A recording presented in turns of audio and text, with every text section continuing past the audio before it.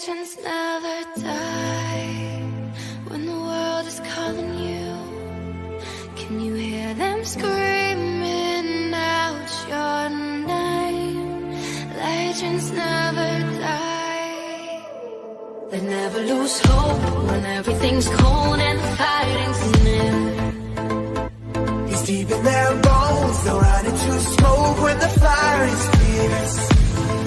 Oh, pick yourself up, 'cause legends never die.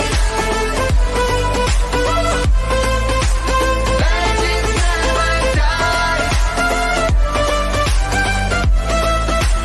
Legends never die. Legends never die.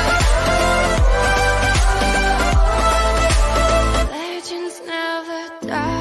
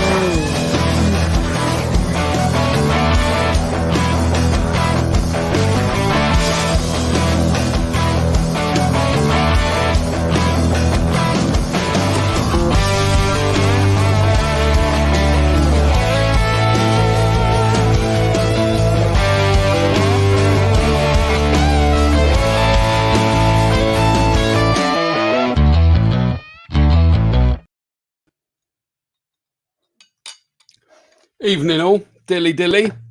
Welcome to episode 46.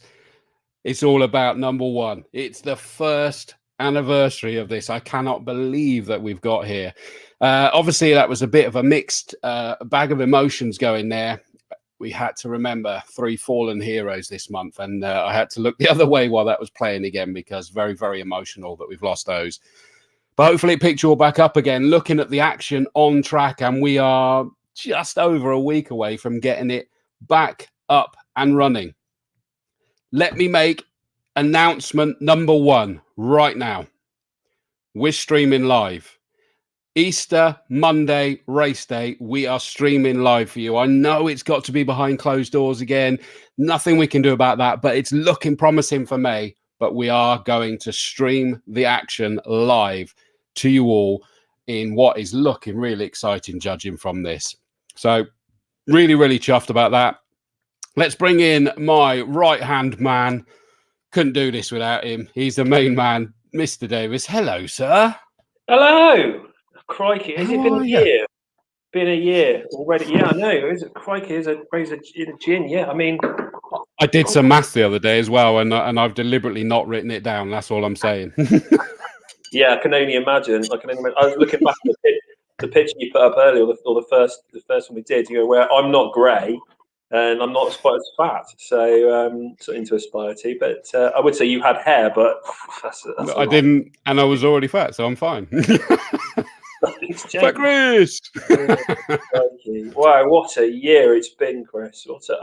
Yeah, that video. Well done putting that together, and your the video you did for Mary Walker the other week. It was, yeah. I mean, it meant a lot to a lot of people. I mean, what a week or what a couple of weeks for motorsport to lose these people. It's never Heartbreaking. a good thing, but Yeah. Heartbreaking. I mean, and they're all very, very important people, and not everybody might know all of them. Johnny Dumfries, he was an F1 racer. That's his pseudonym. He was actually John Crichton Stewart, the how do you say it, Marquis of Bute. Your second favourite Scottish racing driver, apparently. Yeah.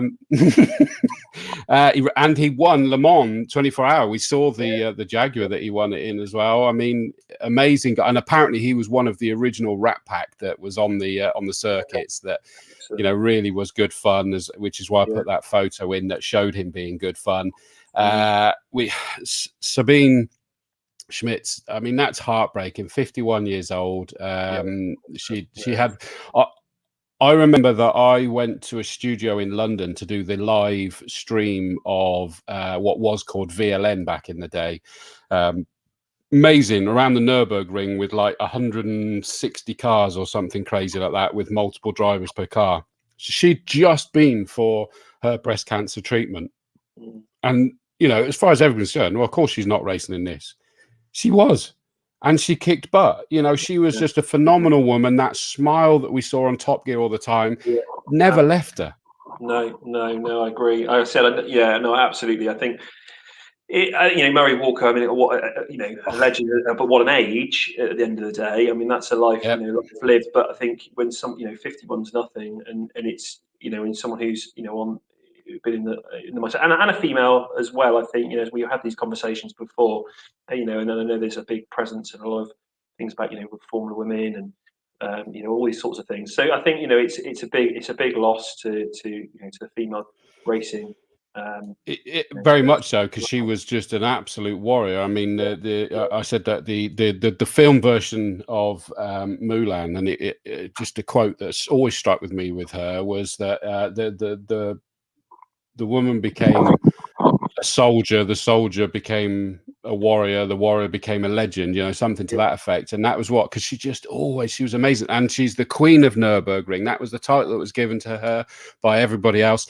And the big scream to have a corner named after her on the Green Hell it just goes to show what amazing personality was, amazing racer. The quickest in a transit van around the Nürburgring as well, of course. Yeah, showed up Clarkson as well, so I'm sure Tiff has something to say on that. So yeah, I mean, no, it's awful when anyone sadly leaves too soon. But I think the motorsport, I said to someone earlier, the motorsport community, it affects a lot of people because we don't just watch them on TV, we follow them, and we're like I said. I mean, I grew up the same as you with Murray Walker. I remember, and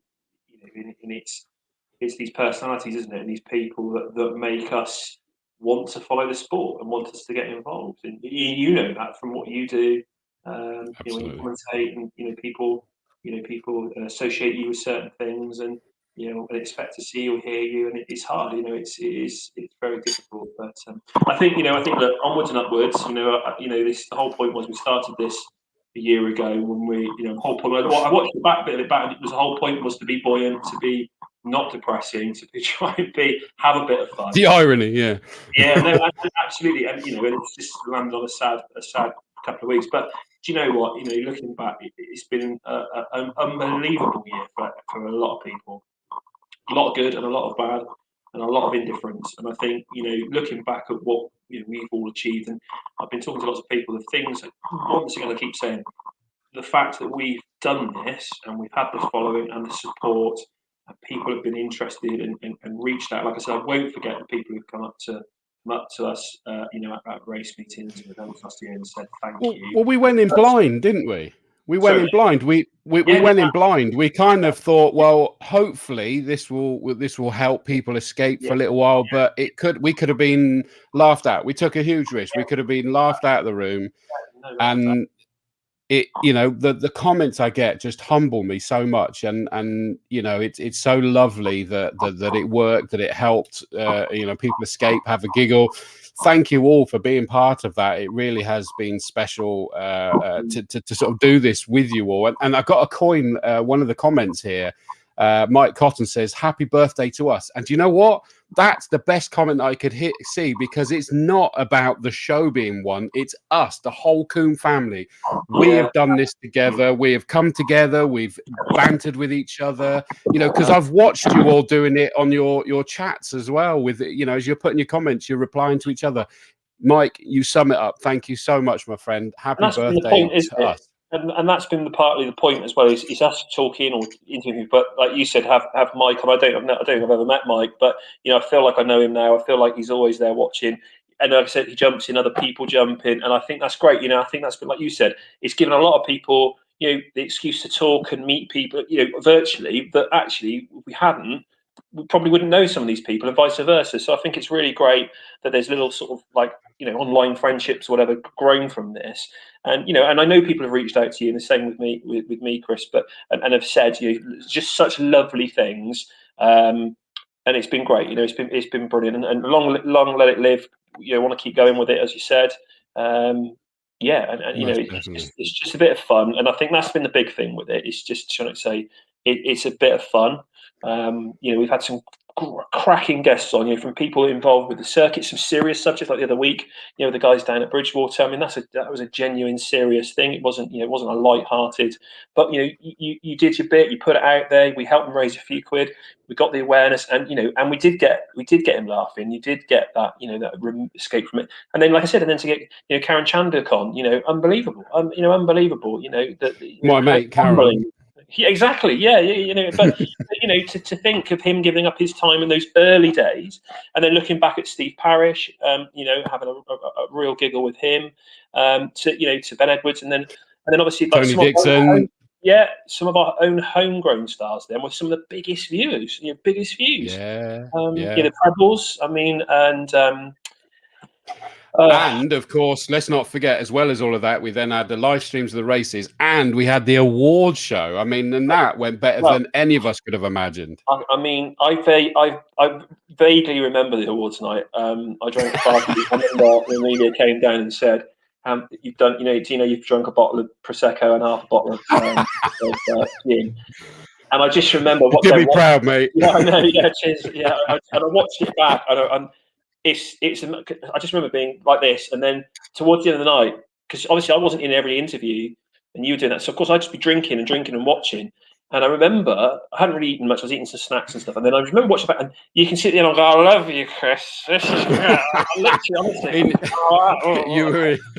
You were in Harry Potter's under the stairs cabinet as well, yeah. So you had somewhere to lean against. That's it was. I know. The irony is that show I actually drank less than normal because there was so much going on. It was so stressful. I remember. I think I had something like 3 gins, and that was it. No, you didn't say what. Because I had a plan, didn't I, of like alternating water if it got to that. But I was like, no, I was so slow with the gins because there was so much going on. It was stressful. Yeah. Listen, I've got up. We got loads of messages, and we got someone else I'm going to bring on in a second. Yeah, let's say thanks to people. Because that's a great thing.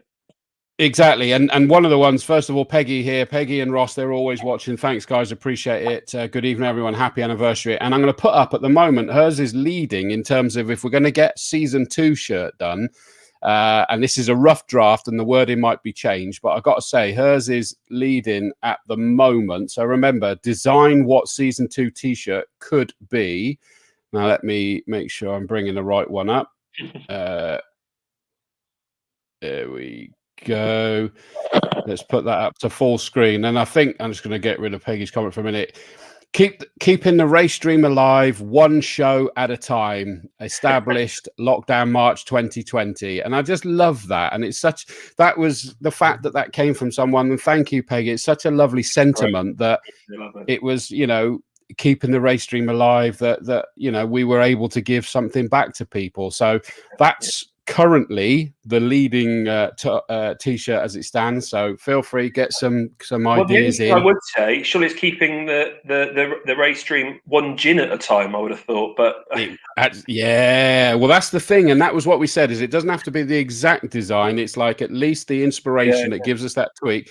So it could be keeping the race stream alive, one gin at a time. I like that.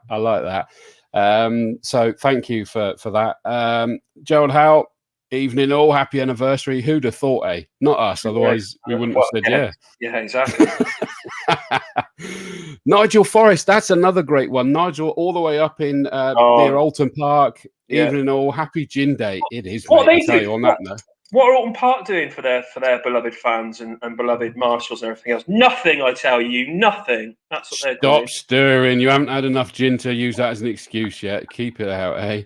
Tony Dixon, hi all. And of course, that was a wonderful guest. And we got to get Tony on again. Yeah, that'd be great. Tim, thank you, Tim. You've been an ever-present. Tell me about it. Such dire circumstances, but we're fighting on. Even with all the sad news in motorsport, cannot believe our recent loss is so sad. Absolutely. Yeah. Ben Oggs, hey, Chris. Hope you and family are well. We are good. Thank you, mate. And it's good to see that the car, albeit with a slightly different fire in the belly that you were hoping for, but it looks like you're going to be out, which is brilliant to see. Paul Wiltshire, hello, Pat. You're obviously chatting amongst yourselves again there. There we go. Jeff Gendall, evening, everyone. Happy first anniversary to Combe TV. Thank you for all the work put into these shows. They have been brilliant. Thank you so much. Tim, our very own Emma Strawford. Good evening, everyone. Evening, Emma. Hope you got the party hat on, Emma. You said you were going to. Kieran, hello, Kieran. No, I don't think we've got you on the entry list yet, have we? Or have I missed it? I hope you are coming back, mate. Not yet. So get yourself back out, Kieran. We want to see you back out racing, mate. Martin Bennett, our own Martin Bennett, birthday gin, Chris, if you insist, mate. It's Martin buying. Come on, Martin, you can get your hand in your pocket. Yeah. His arms aren't long enough. That's the problem. Yeah. Pete Spiller, good evening, gentlemen. Let's go racing. We're getting there, mate. We're getting there. Pa. Good evening, gentlemen. Evening, mate. If we get Tony Dixon saying top job, that's a huge honor. The man who drives a monster truck for a living. I mean, exactly. Geez. Thank you. Oh, this is lovely. Maria Fresher, evening all. Maria. Haven't seen you for ages, Maria. Hope you are well. So lovely to see you. Glenn Watts, great news. Carl Alden, good evening all. I think we've got Alden Jr. coming back this season, which is great to see. Stuart Tinker Taylor, happy lockdown anniversary to all Castle Combe from my warm front room. That's the Fuffer Lover and the Camp Softcore right there. Great to hear we'll live stream. Sad we have to, though, mate. I know, but next best thing. We got to do it for you. Lewis Bird, evening all. Happy anniversary. Dilly. Ignal. Now he's going to be disappearing soon to go and watch the International Space Station. Yeah, but someone else said that, yeah. Evening, everyone. What a great achievement with the shows running for a year. Huge thanks to everyone involved. I just wonder if it's because I don't want to be rude about Chris living in Yate, but I just wonder if it's because it's shiny in the sky. I don't know. So I don't know. Sorry, Chris. You ain't far enough away to say stuff like that, mate. What a year, says Darren Duffield. And I love it that he sent me a message saying that it's the family staple to put this on, and I appreciate it. The great thing is that where we go out on YouTube as well, is that you hear stories about people. I mean, my wife's downstairs, the current Mrs. Dawes. She's doing a course at the minute, so I had to top myself up with gin, but that's all I'm saying. Half a job, we call her now. But she's put on the TV, on the Amazon Fire Stick. Other TV apparels are available, and put the YouTube app on, and she's got us on there, mate. And we apparently look no prettier on a big screen. No, I'm just upset that you didn't get a stand-in for the gins. because I'm So I'm running hoping running a bit low. Hang on a second. Amelia, get down and give me a G. Luckily, she's not here. She's away. I actually feared for your life then, mate. I genuinely feared for your life then. Would I have the balls to do that? No. She's not working. She's working. So Would I? No. Just and the good news is this isn't recorded, so she won't be able to watch it back. Yeah, exactly. Yeah. Oh wait, Gary Birch will be watching the live stream from Cyprus. So the race day live, you'll be watching it from Cyprus. Thank you, but there's no need to rub it in. That's a bit. I was going to say, yeah, crikey. Hey, Rob Even all Rob Jones, how's your internet now, Rob? Tim Perry, Dawes. Rob's been on our show twice, and then became a commentator at the NG Grand National last year. What a year! He's a legend, mate, legend. Absolutely. Phoenix from the Flames. That's what this whole episode is about. You see? Yeah. Dawsey, could it be gin consumption? Couldn't possibly comment, mate. Pippa, my dancing Marshall. Evening, everyone. Hopefully, I will see you soon. I don't know if you're up at. I'm commentating at Donington next Friday, Saturday, Good Friday, and Easter Saturday on the F1 Masters. I don't know if you're there, but I shall keep an eye out for you if you are. Richard James Hewitt. I like that photo, the bike there. Thank you for that. Mark Thompson. Hello from sunny Snetterton. Be great to see you upstairs again, big man. Mate, I'm back there quite a lot this year at Snet, so I shall see you there, big guy, in your recovery truck. And thank you for the loan of your black overalls last year when I was doing British GT there and forgot to take my race overalls. You got to have fireproof overalls when you're doing the pit lane interviews, and I forgot. Oops. There we go. It's my old man. Congratulations, Chris, Tom, and Sam, on your 12-month anniversary. Your efforts have kept us all in touch with our passion, Castle Combe circuit, and motor racing throughout. Well done. And it's helped me keep in contact with my dad, to be honest, hasn't it? Absolutely. Well done. Yeah, good man. How sad's the situation? That's what it's been. Carl Bonici, hello to you, my friend. Another one of our commentators, Easter Monday, will be over in the Old Paddock commentary box with myself. Hi all, many congrats on first year anniversary. Grand job. Looking forward to the season beginning. I love Me too, mate. I love that headshot of him as well. You can tell he's an actor, can't you? Just feel like he should be, I take it there you were sort of doing showing it was a headshot rather than doing a bit of Madonna Vogue then. That kind of. You big tart. Tony Dixon reminding us of Murray Walker. Go, go, go! It does remind us of him. And as Lewis said, and I've got to stop because I got a lump in my throat. RIP to all three, 100%. I'll play the Murray Walker tribute that I did at the end of the show to sort of see us out. So stay tuned, and we'll do that as well. Mike Cotton, Sabine could not drive till she was 18 and broke the lap record on her 19th birthday. There you go. Wow. I didn't know that. That's amazing. That really is natural talent then. Chaz, hello, mate. One of the he can't even call him upcoming commentator now. He's established himself massively. He's a big deal, and I've had the pleasure of working him on sim racing and at circuits a little bit now as well. He's a good guy and someone I'm pleased to call a friend of mine.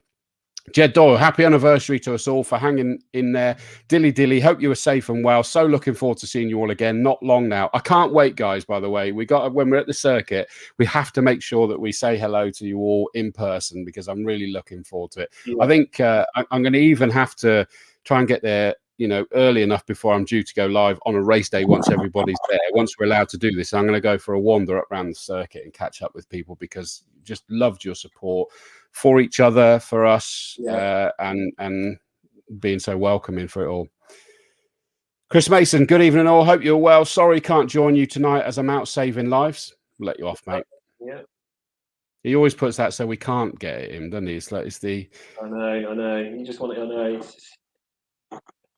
Pippa Gore, looking forward to dancing in the pit lanes. Glad to hear it. Matt Coyle, good point on that one. Matt Coyle is our Saloon Car Championship coordinator again this year, the race day coordinator. Also, Louis Davidson, GT Championship. Great to see that Louis back as well. And massive, massive welcome to Tina Weston. She's joined as the Hot Hatch Challenge race day coordinator. So welcome, Tina. Look forward to seeing you at the circuit. Thank you so much for taking that on board. Formula Ford's still looking for a race day coordinator. Obviously, last year's saw retirement. And we're keen to get a race day coordinator in place for Formula Ford. So anybody can offer. Who do they contact? I can't remember now. I think Joe or Steve Weston. Yeah. Okay. Joe or Steve Weston, And if you're not sure, get message to me and I'll sort it out and we'll get going. But Matt says, thank you guys for all you've done to give me some escape from the past year. We're going racing again. Definitely. RPB, evening, folks. Happy anniversary. Congratulations on such a great initiative. Thank you so much. I'm going to whip through these because we got to bring in a very special guest whose whole idea this was, and you can blame him or thank him, delete as applicable. George Astle, Tom, have you had a haircut? Honestly, last I saw George, he was down in Bristol at the riots in his van. I don't know if George works for Merlin, but he lives in a van under the M32 down there, and he's been busy. So thanks for that, George. Nigel Forrest, keeping the gin alive. Maybe I tell you, I've kept them in business, mate. Chris Pearson, howdy fellas, good evening everyone. Keep an eye out, this guy's got a new single coming out. And I listened to it. It sounds really, really good. I've forgotten what it's called. Brother something or other. Sorry, mate. I got so much on my mind. I've forgotten. Nigel Forrest, in response to your comment earlier about what they're doing up there, naughty. Emma Strawford, happy anniversary, Team Combe. Stacey, hello, mate, and hope your brother's doing well. Big shout out to Scott Woodhouse, my old schoolmate. Hope he's getting well. Was in hospital over the weekend. And hopefully he'll be out and fighting fit very soon. But evening, Stacey. Mike Morris, good evening. Looking forward to Tiff. Remember seeing him charging around in a GT40 a while ago. Keep up the good work. Tiff will be on about 8 o'clock, just so everybody knows that's when he's going to come on. But we just got to get through all of this. Watching from YouTube tonight as my Facebook is hosting a music night. There you go, eh? They say men can't multitask. Paul Wiltshire, after a year off marshalling because of shielding, going to be good to get back, mate. It'll be so good to see you back again. Yeah. Chris Mason, happy anniversary to Combe TV. Alan Giblet, massive thank you to all for helping with the membership and first race weekend administration at Castle Combe. Hey, Joe and Cheryl, obviously they were furloughed and they're playing catch up now. So that's really lovely. So I'll pass that on because they are working extremely hard to try and get everything sorted. There's a lot of paperwork and happening, as you can imagine. And massive thank you to them, and also a big shout out and thank you to Steve Weston and Richard Beard, the two hardest working people. Just completed some amazing marshal training. Yeah, absolutely. So they did 2 weekends and three different sessions, and I sat through 2 of them, and there's a lot more people involved in that as well. But obviously Steve and Richard have been the driving force, so I think Steve's on a Motorsport UK update tonight, and I think that's what people don't realise. There's a lot of updates, but they put thank you to everyone who took part and took the time out on Saturday to watch and hopefully learn something new. And I know Chris Mason, John Ford, and Keith, and there was other people all involved. Did sections on that as well, and Rod, our scrutineer, and a couple other people as well. So big thank you to everyone who was involved in that. It was a real team effort. And I know it's different, and I know you didn't get your goodie bags, and I know you didn't get your lunch, and I know you didn't get to see each other. But thank you very much for taking time out on Saturday to do that. Can't wait to see you. And we talk about the Orange Army. Is that Tina Weston, who I've already said, evening Tina, great to see that you're here. Can't wait for race day. As we say, a hot hatch race day coordinator. As you can probably tell in that photo, she's an Orange Army superstar as well. And on that note, I want to say is that we did mention it, but anyone who didn't hear it, the plan is, fingers crossed, the weekend of the classic and retro with the quick GT and touring cars in our own championships. I'm trying to think off the top of my head, is that the July weekend? 3rd and 4th of July, yeah. The plan is, with a fair wind behind us, we are going to have a Marshall's party that night, like we did a couple of years ago. So, the idea is that there'll be some food, maybe some music and a drink or something, but that is the plan. So to say thank you, and obviously hope that, you know, that's all subject to obviously COVID, but that is the plan to do that, because Equip are keen to help out with that. We are at the circuit and the racing club, and like I said, the racing club obviously had a tough time this last year, but we really want to try and do something. So please put that in the diary. You know, and I say fingers crossed we can. We did a couple of years ago. It was great. You know, we all had a bit of Mexican food, a burger, and whatever, and a drink, and there was a bit of music. It was a great atmosphere. So let's. Yeah. I'm gutted. I'm not there for it. I'm gutted. I'm even better. Even better. That's saved me a few quid on the bar. You're probably right, mate, to be fair. Yeah. As I'm covering American Speed Fest, the Euro NASCARs at Brands Hatch that weekend, which is whatever. Yeah, there'll be about 30,000 people at that one. So. We'll just burn an effigy to you. Like, yeah, absolutely. If I start twitching when I'm at Brands, I know what you're doing then. That's fine. Stacey would ask, my mate says, yeah, it's a great place, because obviously it's where we grew up and went to school. That's because he lives in Chipping Sobry, Stacey. You know that's why he's saying that. You know that we've spent years dealing with the Sobry lot saying that. Ray Ferrari up Ferguson, dilly guys, we all look forward to these shows. You have all been brilliant. Thank you. Not long to wait now. Thank you, mate. Appreciate it. Goose from the Quarry Hardcore, evening all. Jane Halliday, thank you for some great lives over the year. Great job and lots of laughs too. Thank you very much. Appreciate it. Let's have a Emma Strawford says Miss Amelia deserves a medal. Yeah, that's why she's not there. She's run off. She's like, I can't take this. Oh, Pippa, you are going to be at Donington. I will see you there then, my love. I look forward to it. Evening all. Gutted I'll be missing race day, says Emma Brown. We'll see you this year, and we know it. Dave Hardiman, does the current Mrs. Dawes usually add a mixer? Just a tonic, mate. Do you think I have that much gin? Crikey. That would be crazy. I don't know whether Clive's talking about his headshot there. Increasing, isn't it? Look, it's that serious, you know. As bill, you know, if you need an extra or something. Okay. Rob Jones joking. Am I the only one who has IT problems on this show? No, Tom's had the odd one this year. Yeah, definitely. And in fairness, Rob, you've got more to worry about than IT problems, but we'll leave that one. Easy, Tiger. Will de Claudio, evening all. And he hasn't got a car to race, but he's certainly got a race license. So anybody wants to put Will in your car at like the what date is the big Honda race? Yes, that's the end of May, isn't it? The end of Maybank holiday, 30. I've got a mental block now. I've been looking into so much. Dave Allen. Let's have a look. Roger Hole, first-time viewer here. Wish I'd known this was on, as you just can't get enough motorsport chat. Where have you been, Roger? Where have you been? Eh? Mate, 45 episodes missed. They're all there. You can watch them all back, mate. Don't you panic. I mean, come on. Yeah. Mark Sutton, champ, the saloon car champ. Happy birthday, Combe TV. Thank you, mate. Thanks, Chris. I was trying to remember. Brother Nemus, that's the one, and his song's called Breathe. And, mate, brilliant, absolutely brilliant. We should get some of your music to be played on this show as well, because that would be really nice. Paul Wiltshire was part of the Marshall's training day, and he said they did a great job. Thanks. Tim Perry, I'm so looking forward to start racing, especially Hot Hatches. My friend is racing now. That would be cool. Stacey would ask, Chris, when you come into commentator at Thruxton? Don't know yet, mate. I was probably down to a couple of times this year, but everything keeps getting changed around, so I have no idea. We'll have a drink for you. So when I'm not there for this shindig, we'll have a drink. Listen, that's through all the comments as it is at the minute. Yeah. Behave, give us a breather. Yeah. Thank you so much for those comments. We got to bring in now, Tom.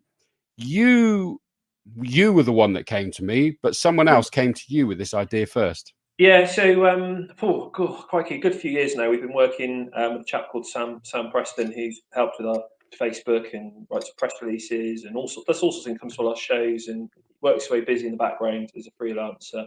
And he's a good friend of mine as well. I've known him, for a good few years now through the Japanese car scene as well, when we used to run the Jap car shows and stuff. So anyway, and we basically, when this all sort of kicked off, I think we were obviously Facebook and everyone was lots of things going on, and we were chatting, and he said, "Oh, did you see?" And there's a chap that we both know who does a TV show and does commentary and everything else, and there's another, and he did a live show with another chap that called Mike Brewer, and they had this kind of little bit of a sort of a chat.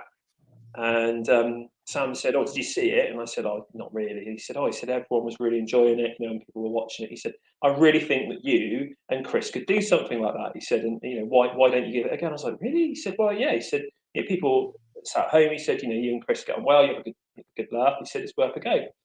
So that's why I thought, well, why not? We've got nothing ventured, nothing gained.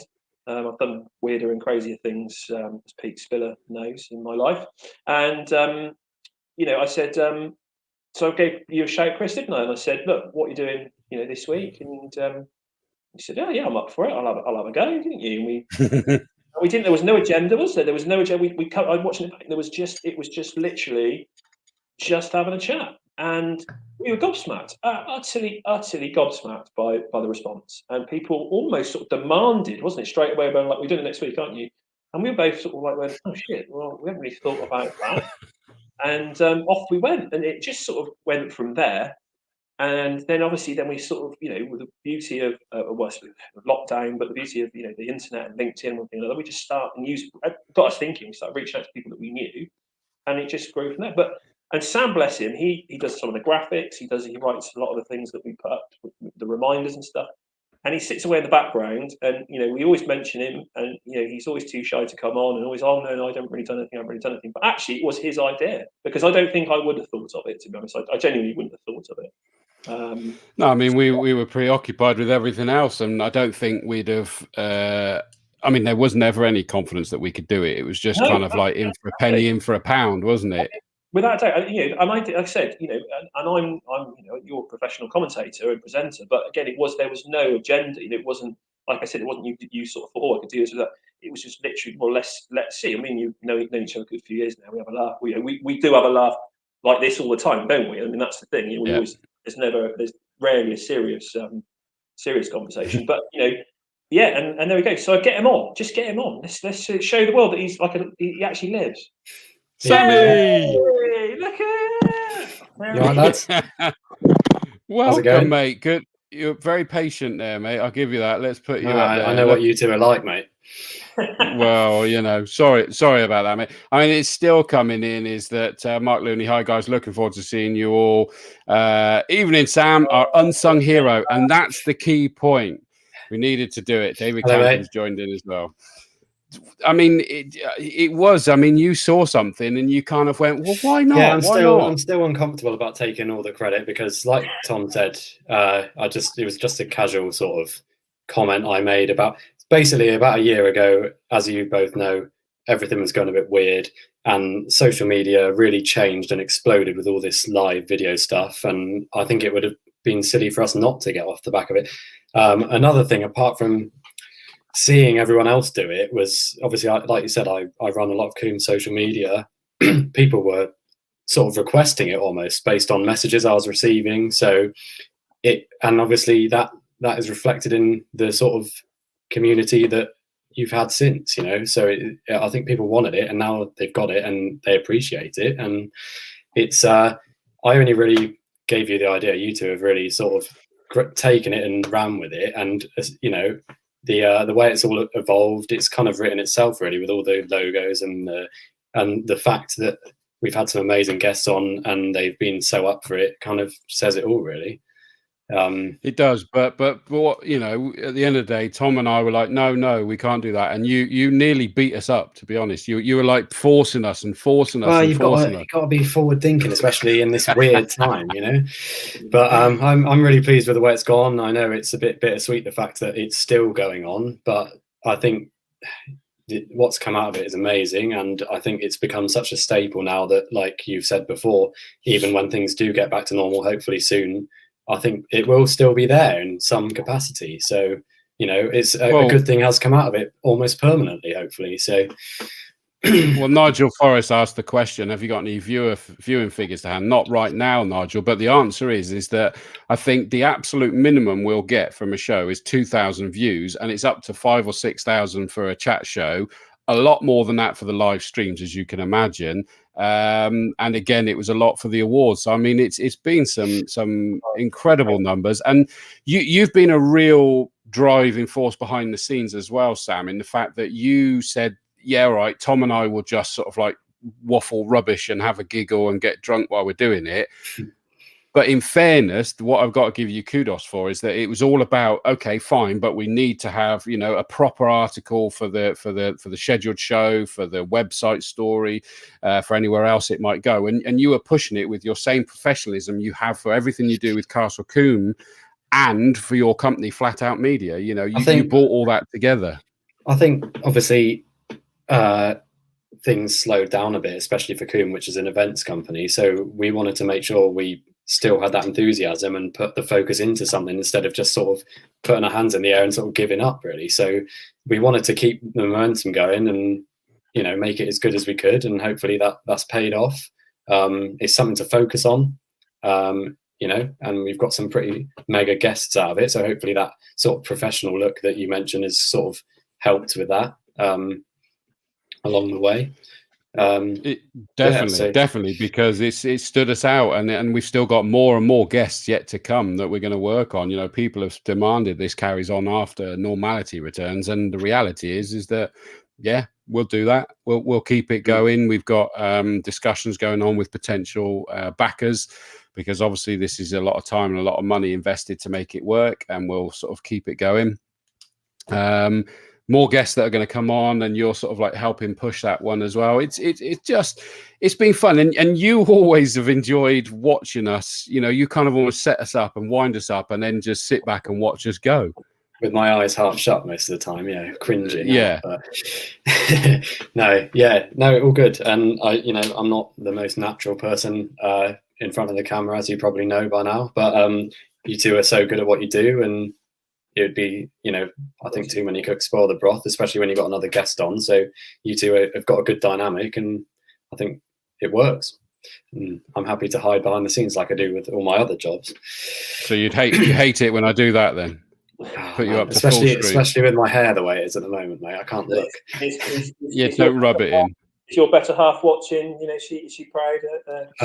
I'm not sure, mate. To be honest with you, she's probably got better things to do. To be honest, the thing is, you've got an illustrious career, though, haven't you? Really, with your magazine background, you worked for Banzai, and so you've worked for us for numbers. You've worked for Fast Car, and you've written for loads of different publications. And I think that's come through as well, hasn't it? Of what you've done, and you've got a passion, obviously, for motorsport, for the events, and for the track. Oh yeah, I guess. I mean, magazines is how we met. Yeah, here we go. Thanks, current Mrs. Dawes. You're welcome. Hey, that's the current Mr. Dawes. Crikey, that doesn't sound good. Yeah. But that's another behind the scenes. Although you see the arm with the gin in hand there, don't you? Enough time. Sorry, carry on as you were. I can't remember where we were, Tom. Just obviously your background. I said through what you've done, with the magazine, a lot of the publications that people have seen, and you've worked with the likes of Honda as well, haven't you? And you've done, and you're a passionate motorsport guy as well. So you like your track days as well. And I think there's people you do a lot of photography at our events, and you don't come to so many of the race meetings, but all our action days, you're at all of those. And I think you can connect with a lot of a lot of the people involved. A lot of the volunteers and the marshals and stuff. You've helped out with things on that before. And always sort of made sure that we're covering things off as well, and keeping an eye on that sort of media presence. Yeah, it's just my job at the end of the day, I guess. And I've just applied what I've done with magazines and stuff, like you said, to Castle Combe, and seems to be the right formula. And yeah, obviously, this last 12 months has been pretty difficult, so we've all adapted, and I think this is the best thing we could have done with it, really.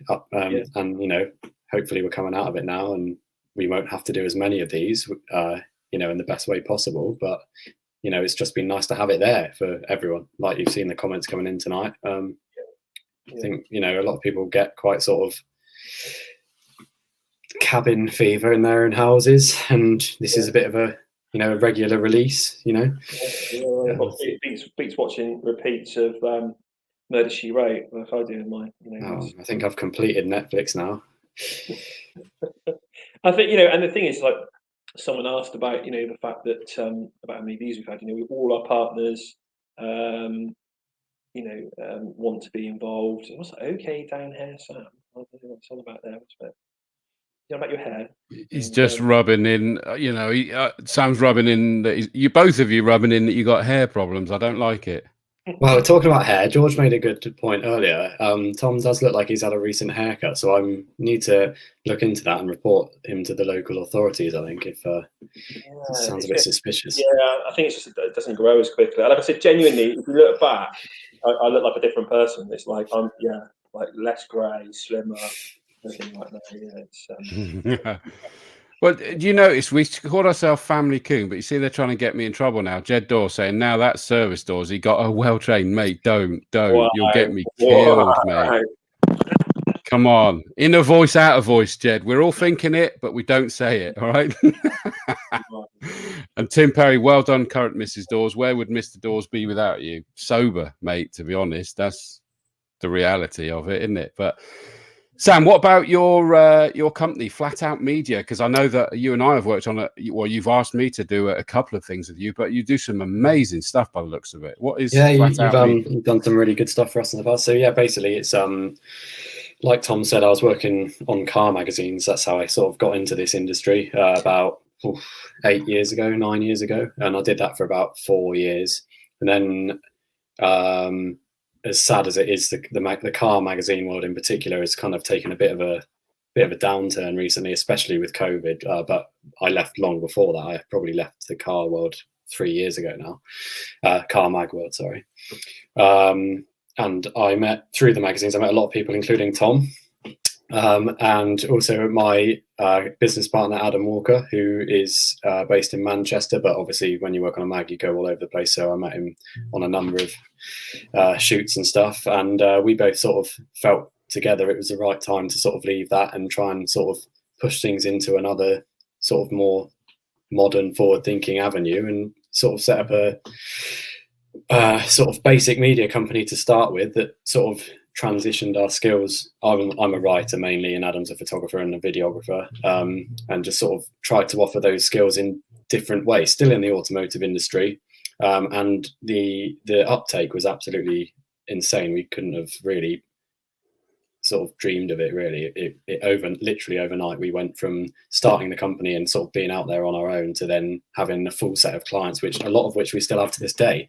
And now we've got obviously, like you said earlier, you've done some work for us. We've got a really amazing team of freelancers, and we've become sort of more of a fully fledged sort of media agency, I guess you'd call it, with some pretty big clients. Like Tom said, we're doing a bit of work for Honda again at the moment, which is really cool.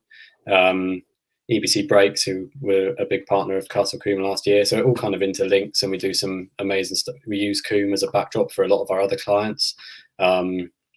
It's amazing, really good fun, and still working with cars, and which is the main thing. So yeah, no, fair play, mate. I love it. I love the stuff that you get to do. I love the fact that when I put these little videos together that we do there, is that I always nervously put them in front of you, thinking, well, if Sam's going to know whether this is a cack or all right. I'd say Adam was the guy you need to speak to about that, not me, mate. I think everything looks amazing, because I can't really do much of that myself either, to be honest. But neither could I, mate. It's all self-taught, the little bits and pieces that I put together. So it's a bit of fun. Listen, Sam, it was a wonderful idea to put together Combe TV. It's hopefully you were sat in the background watching the shows and seeing the comments coming up from people, and seeing look at this, is that Tony Dixon from the 4x4 super monster, Castle Combe TV is so well produced. It's a credit to you all, and that includes you. And I hope you do still sort of hold pride with what goes out. Yeah, every time I always watch them, obviously behind the scenes, and sort of Your Honour, sort out comments and stuff. So I see everything that comes through, and it 99.9% of things that come through are positive, and really positive. Even from the start, we got such a good response from day one, really. So it's brilliant to see that. Well, thank you very much for the idea, Sam. Thank you for everything you do behind the scenes. It's so many people put in the comments saying it was great to put a face to a name and all of that. Probably the only time you won't normally have this much hair. Oh God, I know. Tell me about it. I can't wait for the day the barber's open. Tom, anything else you want to add that? No, I'm not. To say thank you, and like I said, it's been a team effort, and Chris, don't underestimate obviously the hard work you've done, and I think that's been the point. Yeah, I mean, definitely. Up, but in fairness, Chris, you have you've changed, as you said, from the first platform we used was something completely different. The graphics you've added, the videos, all the little bits and pieces, and you put a heck of a lot. And as I've said a million times, you're not being paid for this in any way, shape, or form. You've done it because you love Combe and you love the people, and I think that, like I said, genuinely, apart from I think I've sent you a bottle of gin and a couple of little presents from Amazon, but you haven't had anything out of it at all, and I'm sure and I'm sure you don't want anything either. But but my point is you've done it for the right reason.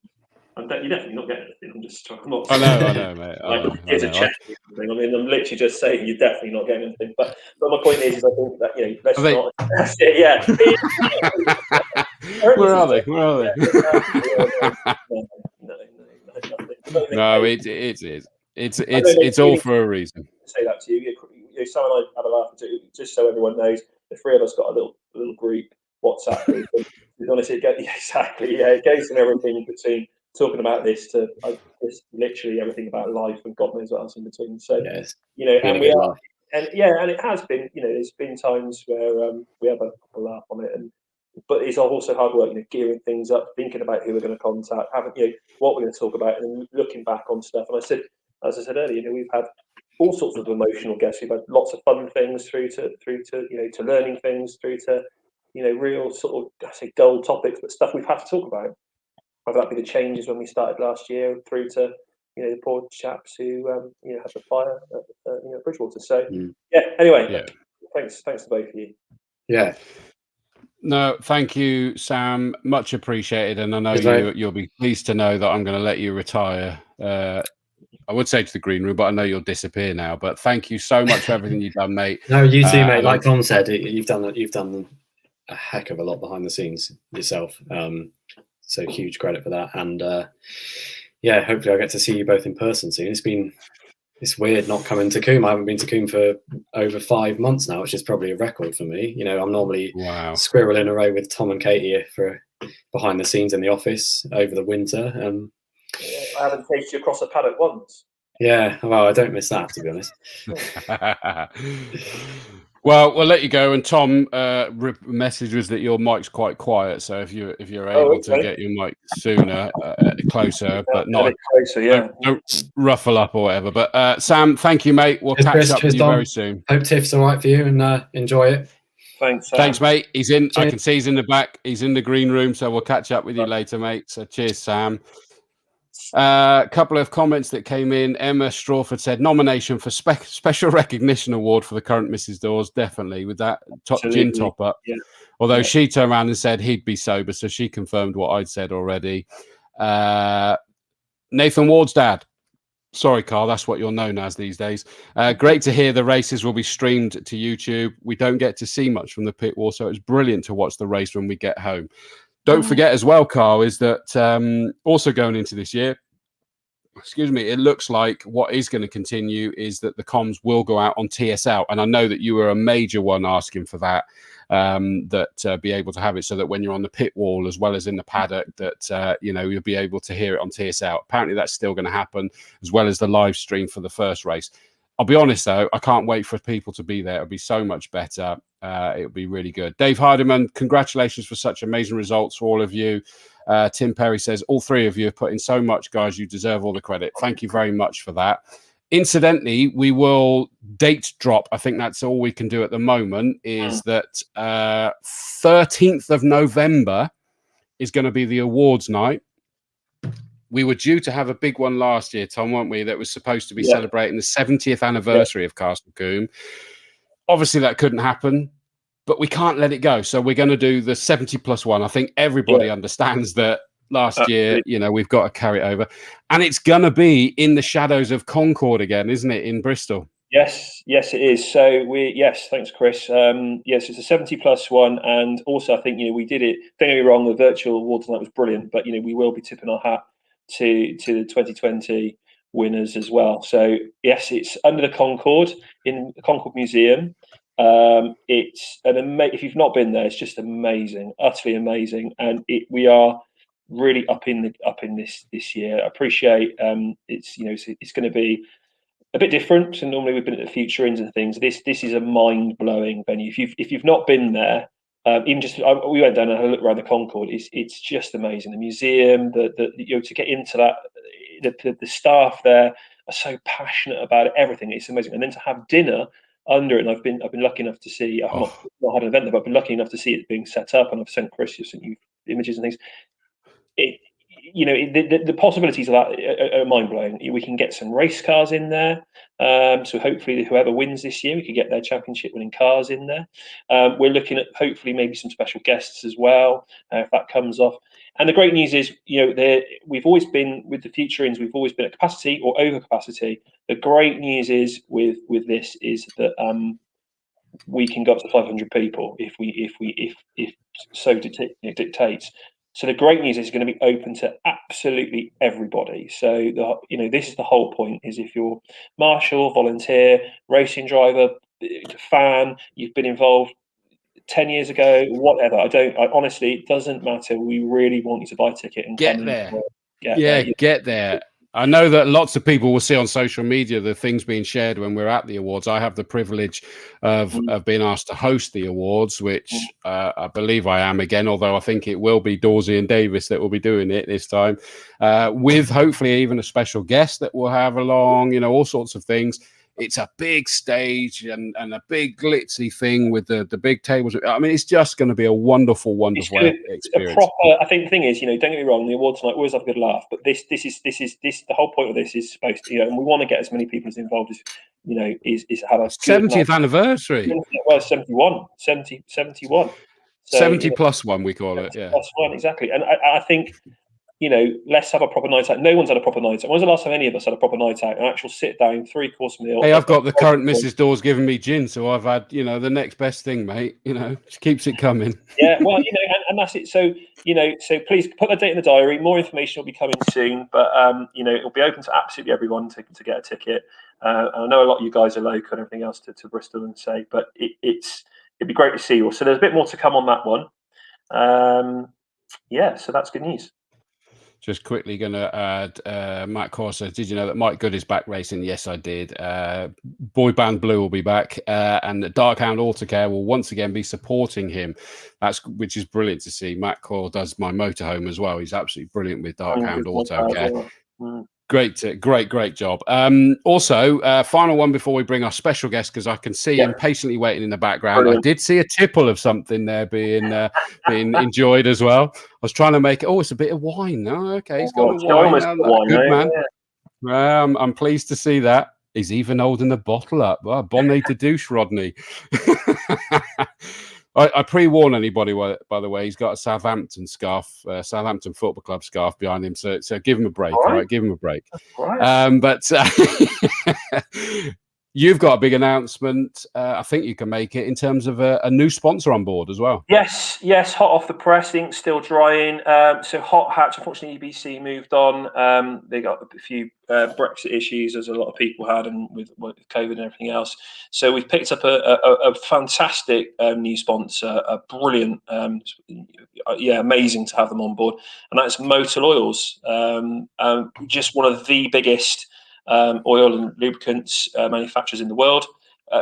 Just unbelievable. I think I sort of contacted them just through their agency, because they had a few other customers, and it came straight back saying absolutely want to have a conversation, love it, look at what you guys are doing, want to be involved. They've been looking around at other UK circuits, but actually felt that what we are doing and what we can offer was first class. So really looking forward to working with those guys. I think it's a huge thing for to have that on the Hot Hatch cars.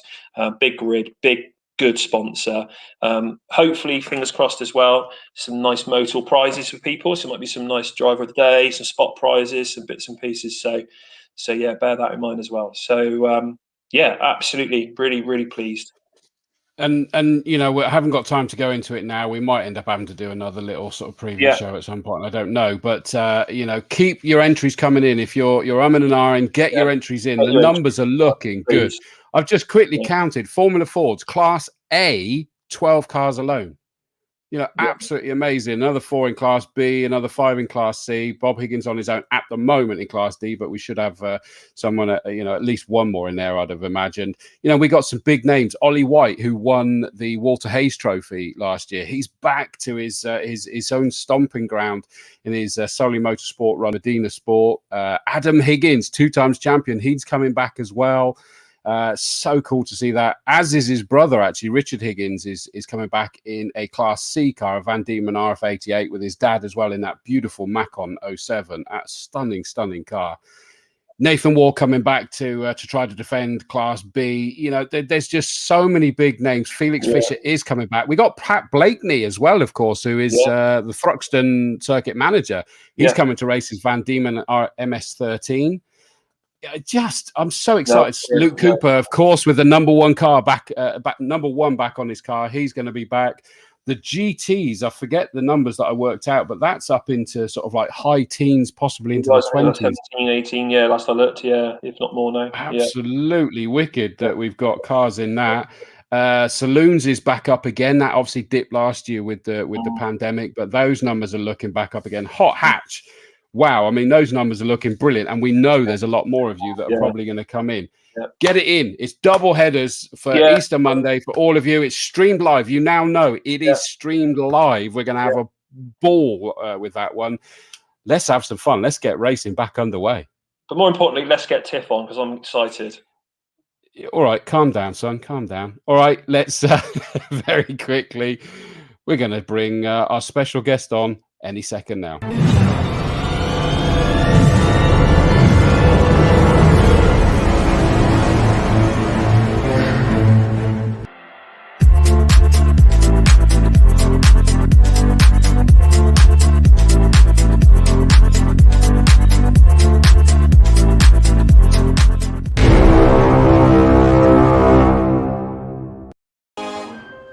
45 years ago, an amazing competition was launched right here at Lotus's headquarters in Hethel, Norfolk. The prize? A Lotus 69F Formula Ford racing car. And the lucky winner Was me. At the time, I was a student studying civil engineering at university with only a dream of becoming a racing driver, but no money to make it happen. Winning this Lotus changed everything. This is the very car I won all those years ago. And although I sold it to an Austrian a couple of seasons later to purchase a newer model, 9 owners later, it's back home with me. And today, we brought it back to the exact spot where it all began. Okay, the lime tree may have aged a bit, and so have I. But the main reason we're here is because Lotus have kindly lent us their test track, so I can show you just why this little car means so much to me. This is single-seater racing in its purest form. World champions like Emerson Fittipaldi, James Hunt and Ayrton Senna proved their skills in cars just like this. Even today, the formula remains a proving ground for young talent. Just 9 years after winning this car, I made it to the giddy heights of the Grand Prix grid. An unbelievable dream had come true. And here he is, the man himself. Good evening, Tiff. Before we go any further, did I hear Tom say to you that we're not getting paid for this? Is that true? I'm off then. That's it. That was very short, really, wasn't it? Yeah, I think I said it was paid in love, didn't I? You know. Yeah. I can feel the love between them all. I mean, it's already good. I can see you all, complimenting. There's a bit of love in there going on, but just, lack of finance was a bit disappointing. But Tim, there's an old saying. saying. I've got my wine, so I might as well stay. I mean, now I'm here. I might as well stay for a while, I suppose.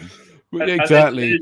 And there's an old saying, Tim, that I said I'll owe you a favour, and they say a favour will get you killed quicker than a bullet. So I'm sure at some point you'll be calling the favour in, Tiff. So that's worth a lot more than money, Tiff. And of course, that lovely film you just showed that I did on Fifth Gear, 45 years ago. Of course, it's now 50 years ago since it's 5 years since I made that film. And if anyone following my tweets today, Tiff_TV, it's tonight was the very night. On Thursday night, March the 25th, watching Top of the Pops in 1971, watching Olivia Newton-John singing If Not For You. The phone rang and flipping hell, I'm watching Olivia. I hope my mum would answer, but she didn't. Picked up the phone and it's Simon Taylor from Autosport magazine. You're a very lucky man. And that wonderful day changed my life. And it's exactly 50 years ago tonight. Top of the Pops. It's not for you. It turned out it was for me, and what an amazing story, really. Well, that means that you raced that, because I know that we've got the stat that it is 50 years since you first raced at Castle Combe, which was a lovely sort of synergy with everything. So you raced that car at Castle Combe 50 years ago, and you raced it 2 years ago at Castle Combe again. Yes, not so happy about the last visit, mind you, after Rick Morris. You had to bring it up. We won't. Yeah, sorry, we won't mention Rick Morris. No. I've even got that video here if you want to see it. No, I won't. Well, no, I've got so few photos. I mean, it's sad. You imagine I didn't have a camera. I couldn't afford a camera. And phones were phones, and they were stuck to a wire at home, so they didn't come with you. They weren't mobile. But I just got a couple of little colour shots from someone else's Kodak camera.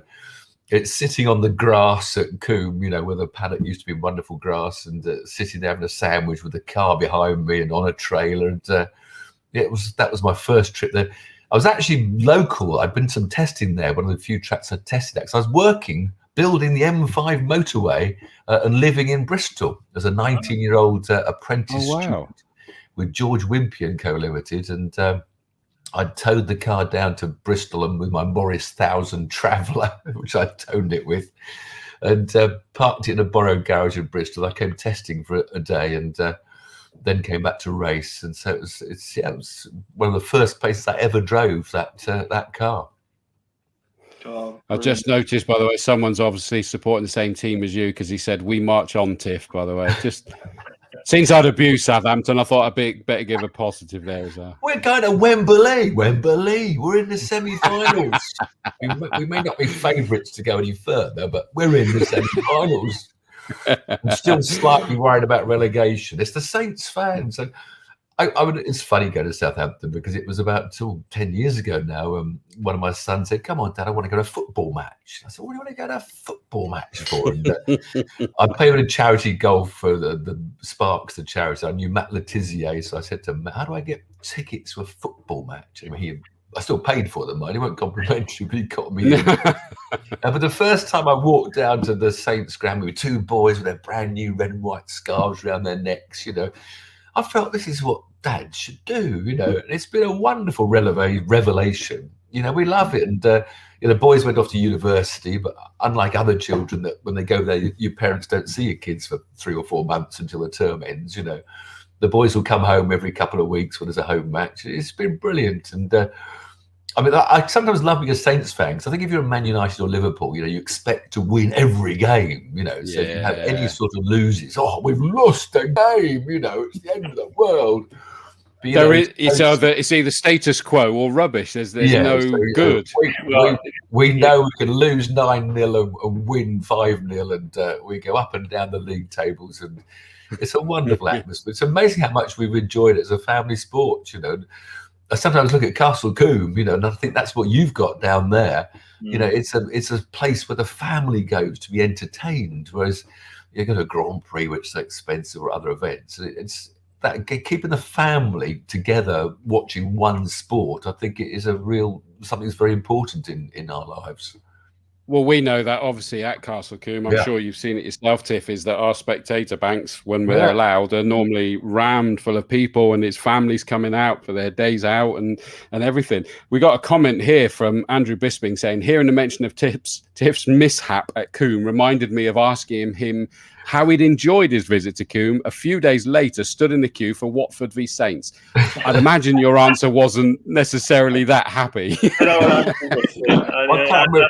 I can't remember we won that game against Watford or not. Watford's a great place to go to. It's a nice old-fashioned ground where you're on top of the pitch.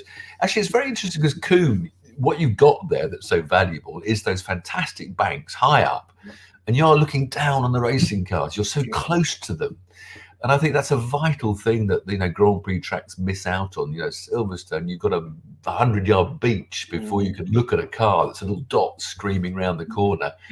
And I never forget Crystal Palace, one of my friends. I was, you know, going watching racing as soon as I could walk. And my dad took me to Goodwood, and then, you know, my teens, you know, I got people, friends to drive me. My mum took me. The old Crystal Palace, the sleepers, and you're on a fence. You're looking into the cockpits of the cars, you know, going into the corners, which you can do at Combe. Yeah. And the old football grounds like Watford that we've just mentioned, and the South, we've got quite a new one at St Mary's, but we still quite steep steps. So if you're on the 10th row, you're almost still on top of the pitch. But the modern huge arenas, like the horrible going to West Ham, a bit like Formula One, all the seats are very small steps. So if you're on row 20, you're about 50 yards away from the pitch. And I think people lose that need you have of being close to your sport to really get the feel, the smell, and the noise of it, and that's what you've got at Combe, which is fantastic.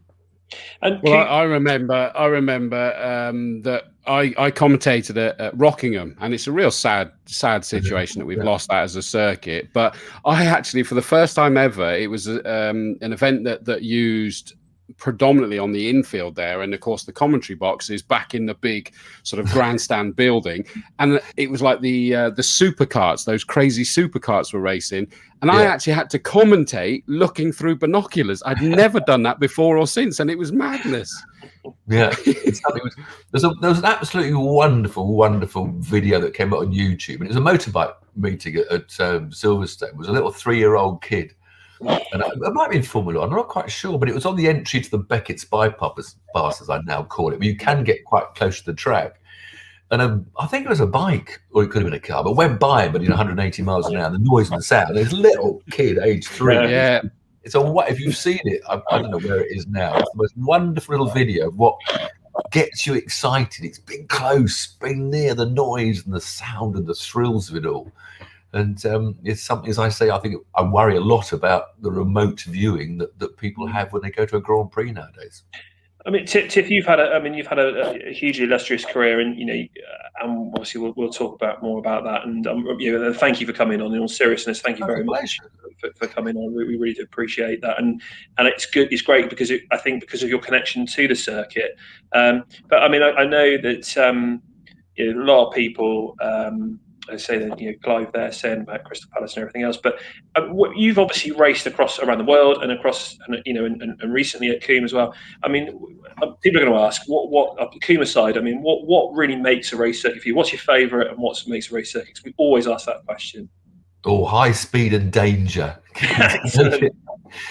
I think, I don't know whether I'm a muppet or what, but I do need it to be fast and a bit of a danger. Eau Rouge at Spa, that's now been ruined. Of course, you've got runoff left and right, and you can just bail out if you want to. Macau, the circuit there is probably one of the most thrilling circuits to drive around from wall to wall. Suzuka's very tight and twisty. Le Mans was brilliant until, again, they've just made these huge runoffs that take the precision out of the skill of being a racing driver, because if you go in too quick, you just run wide onto the tarmac and come back on again. And I think I always tell people that the way it's changed, that a modern single-seater Formula 3 driver going to Spa, they'll go into the corners just crazy quick, and if they need to go to the car park, they can, and then they realise, okay, next lap I've got to be a little bit, they actually slow down.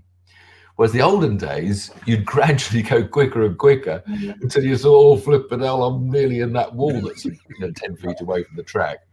So it's a hugely different approach. You built up slowly to find the edge, and then you tried to stay on that edge as quickly as you could. Yeah. And I think it's such a shame, this bailout. I mean, it's safety now. We don't want people injured and killed, and but I think our sport should be a bit dangerous. That's a stupid thing to say, really, because I've survived and there were terrible fatalities and injuries.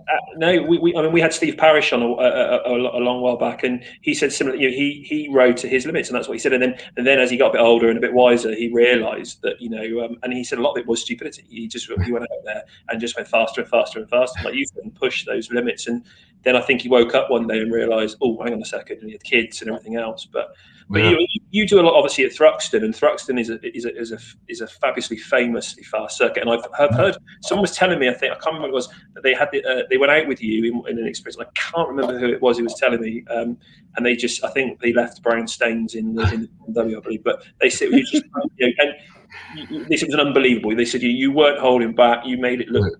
You made it look easy. You made it look slick. You made it look fun, and everything else.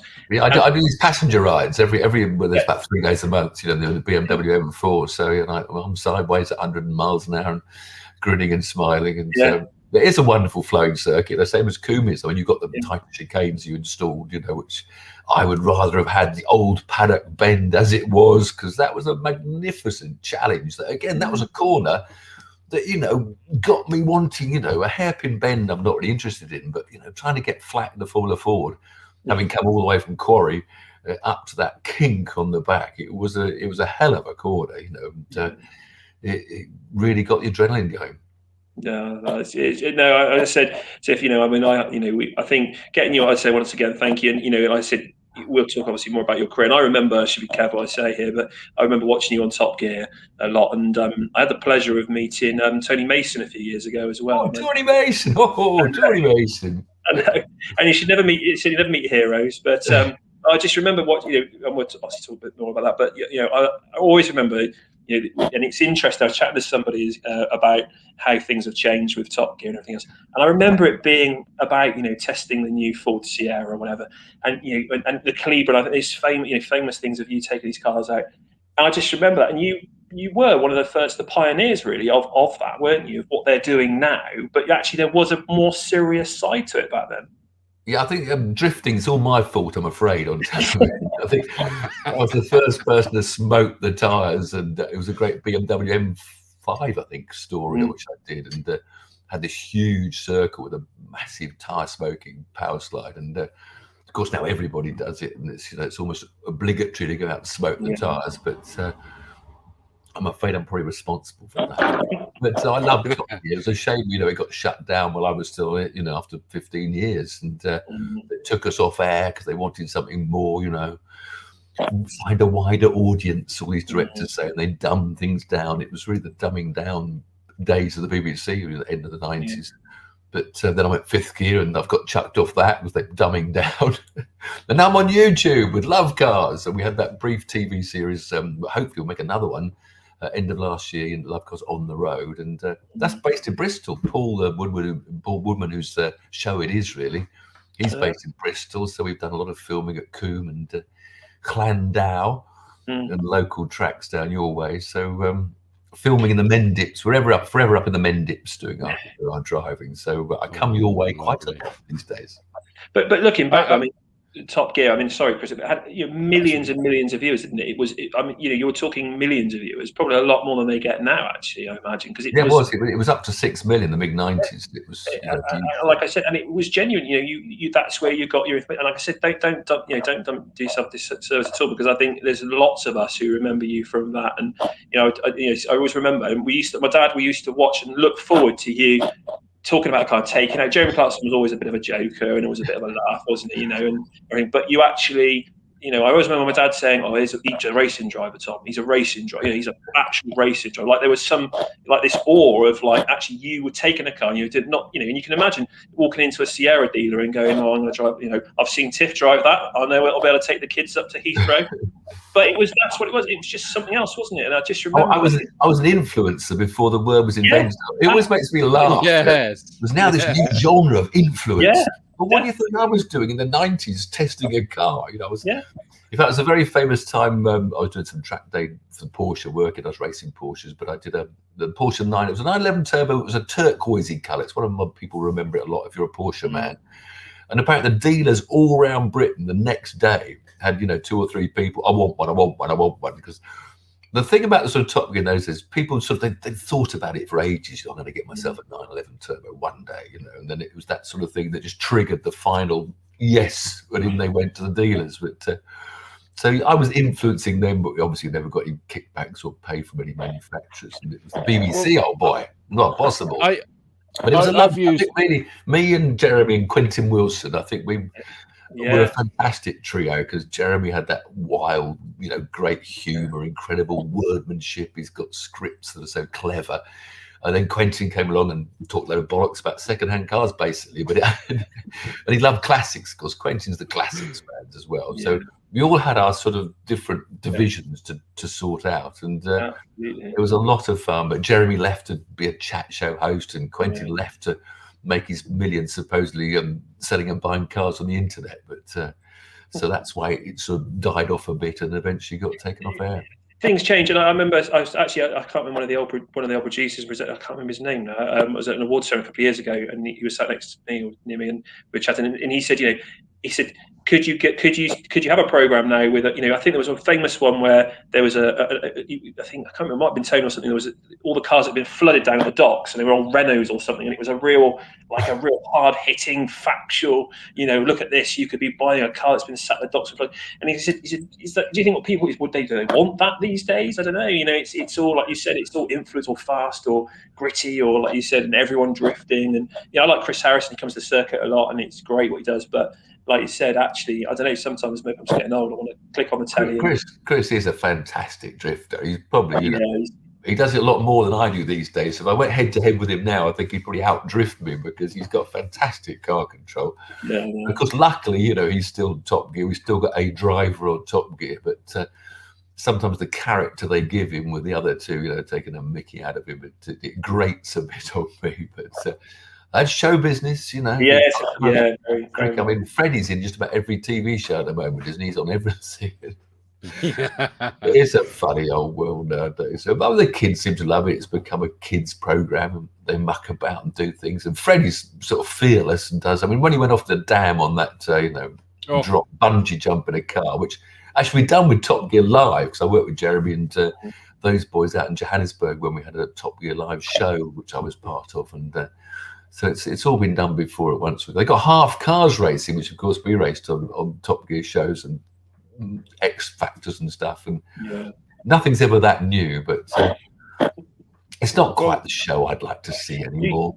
Do you have a defining moment of that era for you? Is there a standout thing, like you were saying, obviously with the Porsche testing and the BMW? Is there one thing that you look back and just really is the pinnacle of that time?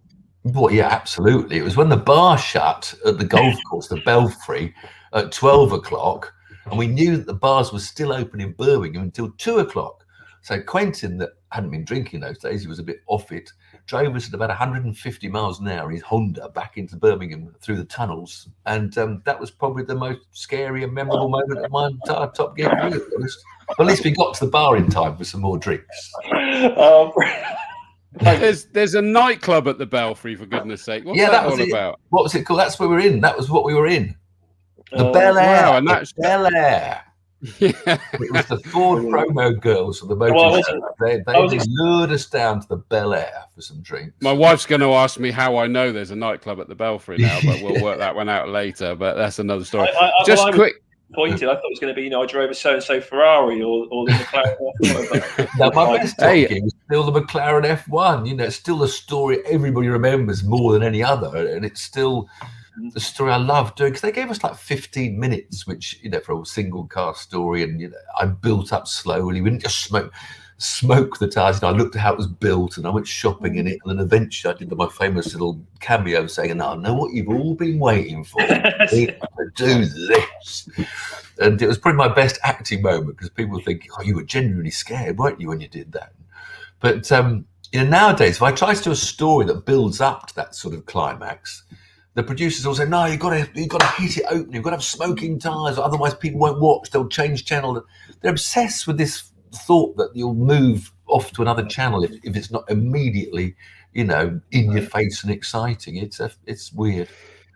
Well, which is daft when you consider, and you know, I blow hot and cold with what it is now. However, the one I watched last time, I'm not sure whether I'm behind the schedule, but where it was like driving their dad's car. Yeah, I really enjoyed that one, and that was not about smoking the tires. I actually it just struck a chord for me, that one. but it was long. I thought it was like the first 36 minutes. Yeah, agreed. I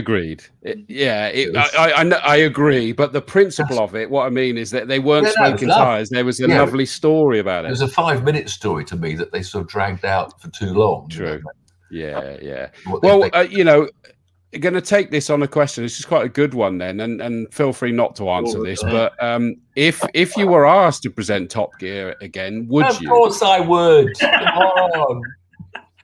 I mean, it's so funny. With the budget, my entire television career, from 15 years of Top Gear and then 15 years on Fifth Gear, was based around going filming with a director, a cameraman, a soundman, and me. 4 people. One day, you had to get your 7-minute story. That was all the budget for, and it was all cheap and cheerful, and that was it. And you know, gradually after Clarkson and his boys had pushed the boat out of the BBC's expense and spent more and more money on more and more extravagant films. I remember when I spoke to Rory Reid about his first, you know, item he did, which was a Tesla in America. And I said, you know, how do you find the pressure, you know, just trying to fit in all that in one day? And he looked at me like I was a lunatic. And he went, what do you mean one day? I said, we were in New York and America for 5 days with 20 people to film that item. And I just love to have done that once. I just love to have gone on a shoot where I can spend loads of time and making better words and doing more driving. But it's just a luxury, you know, I never had, and yet it's now there. And you see them now, the money they are spending. It's like £1 million a show, you know, BBC money at least. That's the sort of budget they're on. And you know, we used to make Fifth Gear was like £50,000 a show, if that. So I missed out on having the money to go out and do what they do. I'm very jealous of that. So there'll be someone, you know, comb me hair and put me makeup on. There'll be a wardrobe person, and there'll be people coffee tiff, you know, and something I've never had. I like to be spoiled a bit. I mean, how did it? I love the story, Tiff. I mean, the reason why I used that clip, and thank you, Fifth Gear, I got it online to be able to show that because I thought it really summed up the story. Is that a lot of people might not realize it. You weren't someone who got into motor racing because you were born with a silver spoon in your mouth. Far from it. In fact, the absolute opposite is the fact you wished you could, but you couldn't afford, and you won this car through an autosport competition that you're now racing again here. That then proved you had the skills, you had success, etc. Now, before I want to go back into the racing career in a minute, but as we're talking about the Top Gear and light, how did your life from a career that had nothing to do with TV and presenting, how did it get into the likes of Top Gear, etc.? Well, it was all by accident, you know. It was because I was always looking for jobs to earn more money and to try to get into teams. And I was the Autosport track tester around that time as I was writing my stories, so I could get into other teams' cars, Formula 3s, Formula 3000s, and hopefully, you know, impress team managers and get a drive or two out of being a test driver. And then when I was dragging around Mallory Park and they wanted someone to commentate, I got dragged in to be the expert, one of the very first expert analysts. And then the BBC picked up on me when James Hunt was doing the Grand Prix and he couldn't be asked to do Formula 2 and Formula 3 live from Thruxton or Silverstone. So I worked alongside Murray. I mean, memories, of course, you know, very recently, Harmon, the lovely man, has left us. So the BBC then had heard my voice talking on telly. They knew I could write stories in autosport. So it was when Chris Goffey broke a leg when he was about to test the Formula First racing car. This got me in to do the driving for him, and it was great. It's sort of a funny thing that backfired in many ways, because when I was going to do it, I thought, well, I often watch telly and think it looks easy, you know, Formula One. Oh, I could do that. You just turn into the corner, whoa, round the corner it goes. So I deliberately drove the Formula First quite sideways quite often to make it look, you know, exciting and look like I was on the edge, because otherwise you don't understand that Lewis Hamilton is on the edge, because it's just under steering around a corner and straighten up the wheel and go again. So I developed that style. The BBC people couldn't believe I could drive sideways and talk at the same time. So I went back and more, and then the TV career just kicked off. But I actually thought it was going to get me more drives because I'm a big TV presenter driving for our touring car team. But funny enough, I think a lot of team managers looked at the way I drove on telly and thought, look, I'm not having him wrecking our cars, you know. And of course, when I race, I don't drive like that at all. You know, I'm neat, you know, I'm on the button. But so I really thought I'd get more drives out of it that never came my way. But it was a wonderful time, you know, meeting up and being on telly. But there wasn't the sort of the fame then, you know. Bizarrely, sort of about the end of my Top Gear, I started doing afternoon speeches or corporate presentations, you know, and award ceremonies. But at my peak in the mid-90s, that didn't happen. So I sort of, again, the money world missed me again, as it were, because now, you know, you can turn up for a dinner party for £10,000 if you're Clarkson, Hamilton or Mayo and just sit there and have dinner, pretty more than that. So, yeah, it's a funny time. So I didn't really know I was famous. I mean, I just got recognised more in supermarkets, but I didn't sort of get employed for other jobs because of my fame on telly.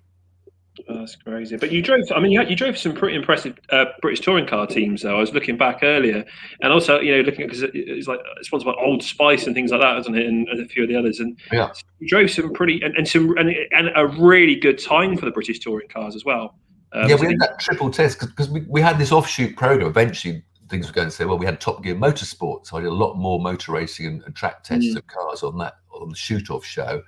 But I loved doing the tests. I did the Andy Rouse's Toyota, the BMW, Harvey's BMW, and a third one, the Vauxhall Cavalier. And yeah, I really enjoyed that and loved driving them. And as I said, yeah, we drove a lot of current cars, whether it's Formula 3, Formula 3000 touring cars, Rallycross. Of course, I did the Rallycross Grand Prix with Will Gollop's car. That was a wonderful experience. Talking to Murray live in the comms box. And Tiff, how do you think you're going to do here? Well, I don't know, Murray, but... And so, yeah, I did a lot of, you know, diversity. That's the great thing the telly brought me. Driving lots of weird places, whether it's Rallycross or rallying. Of course, I did the Rally GB twice, which probably came about because of the telly. It wasn't where my career wanted to go, but it was another experience. And you know, out of all the things, obviously, in F1 and everything else, I mean, is there one particular motorsport that is it still your roots back in Formula Ford, or is there? You know, you can't beat Formula Ford. I mean, I know they all say that, don't they? Yeah. Because it was so much fun. You know, in the early 70s, we had 3 national championships, all sorts of club races. My first races, and you go to Snetterton for a clubby, there were 30 cars on the grid. There wasn't a national championship. And so every track had its sort of 30-car grid. And the national championship rounds had sort of 40 cars, 2 heats and a final almost most weekends. And we'd go up and down the country with our transit vans and trailers. That's all we ever had. Yeah. The funny thing, when I look back, there was never any rich kids. Rupert Keegan was the first sort of rich kid that came in with all, you know, blooming hell, where's he got his money? Because he got crashing every weekend. But we all respected each other, and it was dangerous, and we paid for our own damage. And there were big shunts, but we didn't drive into each other down straights ever. You know, we would go around the outside of each other and not put a wheel in. And it was just, you know, you had your mate and the transit van. We all camped at the tracks, and, you know, if you crashed, you went home and had a pint of bitter on the way home with your mate. And if you won, you went home and had a pint of bitter on the way home. And it was always next weekend. We didn't have to wait. Yeah. I feel sorry for these kids now that, you know, they go to the touring car package or whatever, and they get, you know, these triple headers, but only 8 weekends of triple headers. They have one bad race. You know, we were doing 40 races a year, and it was just magic. I remember the greatest week I ever did, the weirdest one, I did Alton Park on Good Friday. Had to drive down to Thruxton to qualify on the Saturday because they didn't have a Sunday for the Easter Monday. Raced at Silverstone on the Sunday, and then did the Thruxton race on the Monday. So I did 3 rounds of 3 different national championships. And it was just a wonderful, wonderful time because you were just doing it yourself, you know, and you could afford it. You could set the car up. You know, science, of course, has made Formula Fords, you know, unfortunately scientific like Formula 1 cars. Because, you know, if you have modern Formula Ford, if you've got your cambers, your toe-ins out by, you know, 1/10 of a degree, it just won't work. Whereas in the early 70s, we were running on road tyres, and I'd do all my setting up and tracking myself in my little garage, and I wasn't a mechanic at all. And even if the things were a bit out of kilter, you could still drive around it and win a race. In fact, I always used to tell myself, I used to, I would have the Crosley 25F when I was winning loads of races in my last year. I'd set the car up perfectly in the garage, spending the whole evening. I'd go out and pole position, win the race fastest lap. Come home, I'd re-track it up, and all the cameras and toes are out. And I've just won the race. I kept thinking, why do I bother half the time? But, on Top Gear Motorsport, funny enough, I did a modern Formula Ford race, and I tested the car at Mallory Park. I went to Brands Hatch for testing, and the thing just understeered like a pig everywhere. And I came in, I couldn't do anything. You couldn't drive around the problem. And the guys put up the flat patch, put a bit of preload into the suspension, which I never had and didn't understand, and transformed the car. But you couldn't drive around the problem with these modern, high-tech, scientific Formula Fords. Even you have to have a flat patch and a decent setup to make them work. Yeah, so that's even Formula Ford has been slightly spoiled for science, but which is why I think Le Mans 24-hour race is the other extreme of my love with motorsport. Would be Le Mans 24-hour race. Yeah, that's amazing.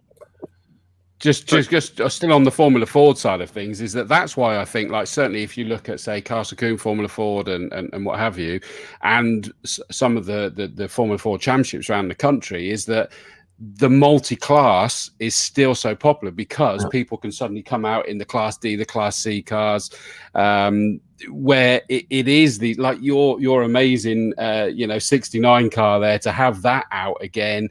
People still able to drive what they remember Formula Fords. I mean, I'm a huge fan of the true Formula Fords because it was all about mechanical grip, wasn't it? It wasn't wings and slicks or whatever. Cars now as well, they ought to give less grip. Again, there's this obsession with going faster. Even the old classic Formula Fords. Really? We're about 3 seconds faster than I was back in the day, just with the tyres. So we don't slide them around so much. In the early 70s, we were all on the edge and we were all sliding this way and that. But if you look at modern Formula Fords, they got a lot more grip. They don't get the slip ankles that we used to get in the olden days. So take the tyres off them, reduce the grip. Yeah, I'd stick with that. Definitely, I'd stick with that. Listen, I want to bring up some of the questions of some of our audiences, and then I want to sort of take it deeper with where I want to go. I'm going to bring this up. This came up when you were talking about the runoffs and the safety of circuits, and this one came up, that wall that Mansell crashed into in '93, which of course was what used to be the bridge. Did anything happen? I can't remember that. Did he crash? No. Well, I was nervous whether to bring this up or not, Tiff. But did you take unfair grief for that incident over the years? Right, I did. I was getting death threats from Donington that day almost. They would have lynched me. Flipping windy. I thought so. Honestly. I mean, ruined my race. I was trying to win the £12,000 Toka prize. It was such a frustrating because I'd been with a Nissan all year, which had a down on power engine. I've only had bit part BTCC seasons, to be honest. And the Nissan, we all jumped in. I was as quick as Willow, dear old O'Doyle, of course, died as well. And I was in a Cavalier, this Curios Cavalier, and I was loving it. I was in third place. David Leslie was my teammate, battling up front with. And I thought I could win this race. Then Nigel arrives in his Mondeo, barging his way forwards. And he actually dive bombed me at Redgate, knocked me off onto the grass just because he couldn't, he wouldn't have made it around the corner. Steve Soper got by me then. He'd been sitting behind me as well. And then we went down to the old bottom of the old hairpin, and sideways he went, this way and that. And Soper nipped by on the left. I tried to follow Soper, and then out of control, Nige came piling across the road. And I braked to avoid him, but I couldn't miss him. I did help him towards the bridge parapet. But, it was all about him afterwards. He was probably even paid $100,000 just to be there. Nobody ever said, I'm sorry I ruined your race, Tiff. No, none of that. I'm still waiting. And I'll be honest. I'll be honest, Tiff, is that my dad and I were at that race meet because, of course, Mansell Mania was a huge deal. He'd won the F1 in '92. Yeah. He then backed it up '93 that year with winning the IndyCar Championship. And fair play, national treasure, great guy, blah blah blah. It was. It was packed, wasn't it? Absolutely packed that day. Rammed. I mean, it was brilliant. And we came back and did them. It was fantastic. He absolutely. He was pretty well. He was, and we were there actually overlooking that a bit because I remember how horrible it was when his engine notes were just up through the roof, where he'd obviously unconscious and still on the power or whatever. But even I, for a long time, I'm going to like be really honest now, is for ages, in my head, because I was such a Mansell fan, I was convinced Tiff had taken him out. And I watched the video again. I'm being honest, because you've said that that's what people said, is that I watched it back and I went, no, he didn't. Mansell lost that way in front of you, to be fair. And I watched it again today, is that he lost it going through Old Hairpin. He's listening to his on board. He's there desperately trying to drag it back again. Yeah. He's got it back. Soper's nicked through, as you say, and then he's just suddenly come across, and you had nowhere to go, and it was such an unfortunate circumstance, and even more that it was hit that blooming bridge, for goodness sake. I mean, if you look at so unfortunate. You can understand what happened to Nigel, because he wasn't used to front wheel drive and having to take an extra armfuls of lock. Opposite lock was there and back. And he put so much opposite lock on to catch the first. Like, you can actually see him for a moment. He thinks he's got the steering wheel pointing straight. There's the moment he just gets it straight and he thinks it's there. And all of a sudden it turned left because he still had half a turn of steering lock on.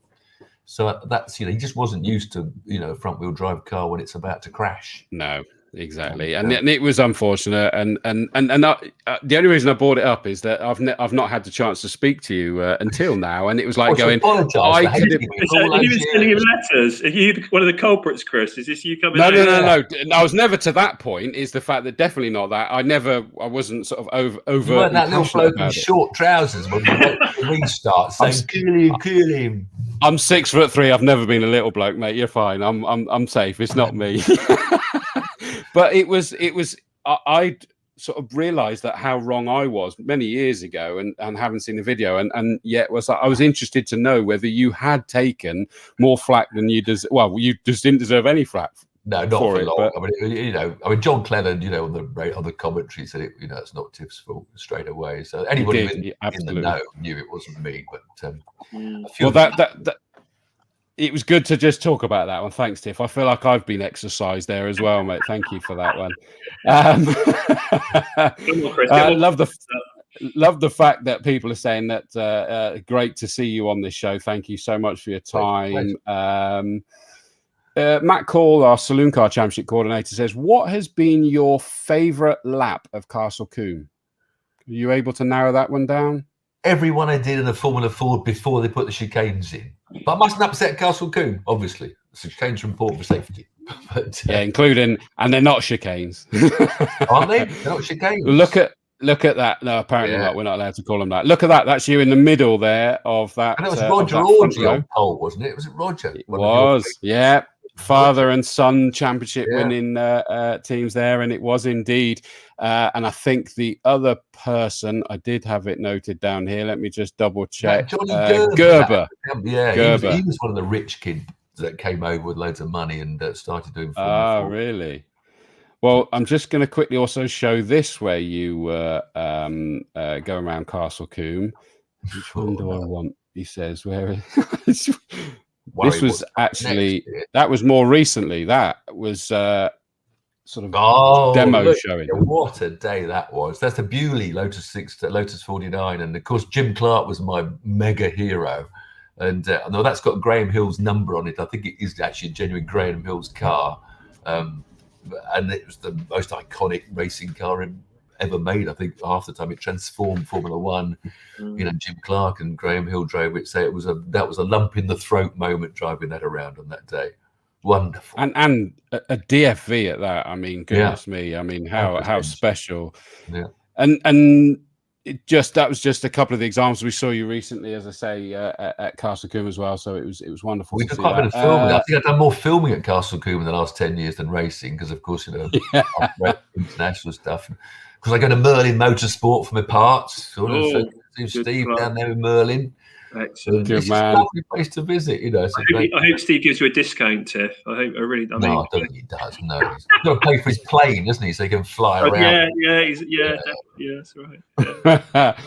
Yeah. Tony Dixon from the Monster Truck World. Tiff, do you think there is much of a future in electric cars at grassroots in motorsport? Now, I think there's almost like two questions in one there, isn't there, really? It'll probably have to come. If as we believe, the point is, I'm being torn with this, looking ahead to the future, and you get what I tweet about these cars are too scientific and, we need to make them a bit more driver friendly. I get kicked in the teeth because Formula One should be the pinnacle of engineering, the pinnacle of, world of motors. So I say to them when I tweet back, so they must be looking forward to the autonomous Grand Prix then in 20 years' time. That's going to be the pinnacle. Oh no! I actually think I've just read recently rumours of the new regulations, and again they're obsessed with this road relevance and pleasing car manufacturers. And if we have to be electric in 20 years' time, then the hybrid cars that we have now aren't road relevant because nobody's developing hybrid cars. We're led to believe they're all developing electric cars. So let's say we are all going electric in 20, 30, 40 years' time. And my vision would be to make Formula One like a gladiator sport. So you just have petrol engines. Even now, you look at the Australian Formula 5000 series, IndyCar, for example, where the driver is much more the element. So, why follow hybrid road relevance in Grand Prix racing if that's not the future? So let's forget about road relevance. Let's make a formula where manufacturers can build cars at half the price, where the driver is more of the percentage of the element. Jim Clark's day, it was 95% driver, 5% car. It's now 95% car, 5% driver, and it frustrates me a lot that we can't make Formula One more driver. That's why I love watching IndyCar. There must be 10 or 12 drivers going to win every race. You're looking at the grid. It's just fantastic. There are 2 manufacturers involved, and that's only 1 chassis. But if you can somehow come halfway from IndyCar back to Formula One and just create a formula where, you can have 5 engine suppliers, with a 3-litre engine or whatever, turbo, whatever, and 10 different chassis, and just, let's get some racing going. Let's forget about relevance because we're obviously not relevant if everything's going electric. At the same time, then, we can have Formula E for those that like that sort of thing. We can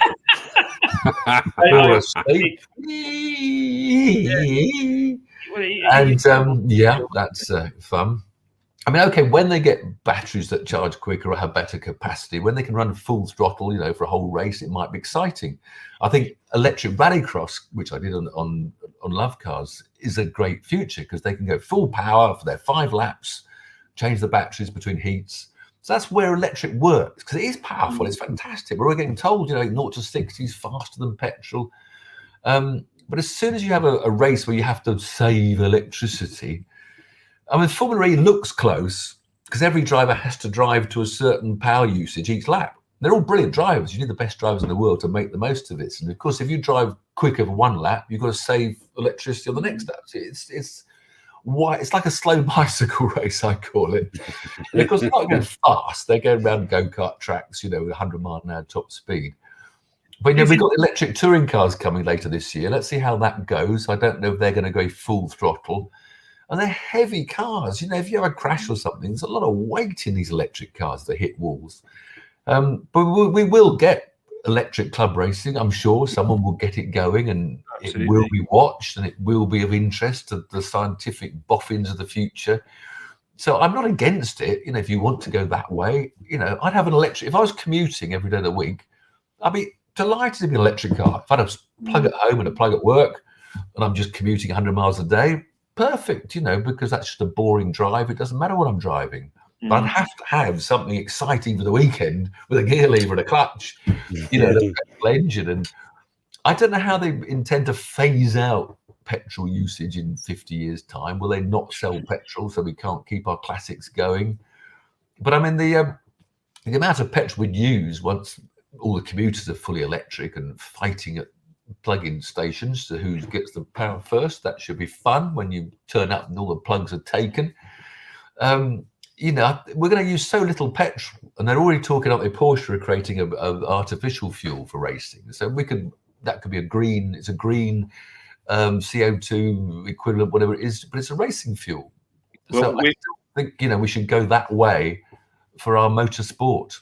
Well, we're sponsored by VP Racing Fuels, obviously an American brand, and just sort of just ignoring it. just I can't see NASCAR going electric for another 100 years or 200 years. They're putting more VP race fuel stations in America. Obviously the push over here and everything. But I just want to pick up on what you were saying. I think it's quite interesting as well. You were saying about the cars and technology, and we're talking about I think the drivers is a big thing. And you look back, you mentioned John Cleland and a few of these other people like Mans and stuff. But there was. I remember some of those big battles and those drivers with the skill. And I worked with Cleland a good few years ago. He came and took his old Cavalier out, and proper feisty Scottishman. But and some really, and like you said, you've jumped in lots of different cars and lots of different things. And I think that's what sometimes the sport is missing is in those. The BTCC. I felt. I remember I said the glory days of the 90s and what we were talking about then, and then it sort of drifted off. And I think the last good few years ago, and I started picking it up a little bit more again, it felt a little bit more gladiatorial. It felt a little bit more like, they were rubbing, and you got, Plato, and that kicking off in the, loving or hating, but kicking off in the paddock. Great. Again, good TV, good to, good. And I think BTCC is show business. It's fantastic. I mean, I don't like all the reverse grids and all of them in handicap weights, but I mean, it's made it close. It means that 20 different drivers can win a race these days. I mean, so many, win races. And it's show business, and the drivers get frustrated when they got too much weight in their cars. But it's rubbing. They do. I mean, you say it's definitely. I think that's what, like you said, and it'd be interesting if you have a whole.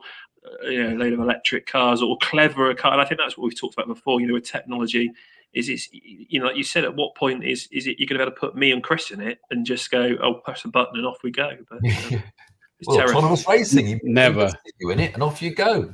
And the car would drive for you. You'd be a Grand Prix winner having not done anything.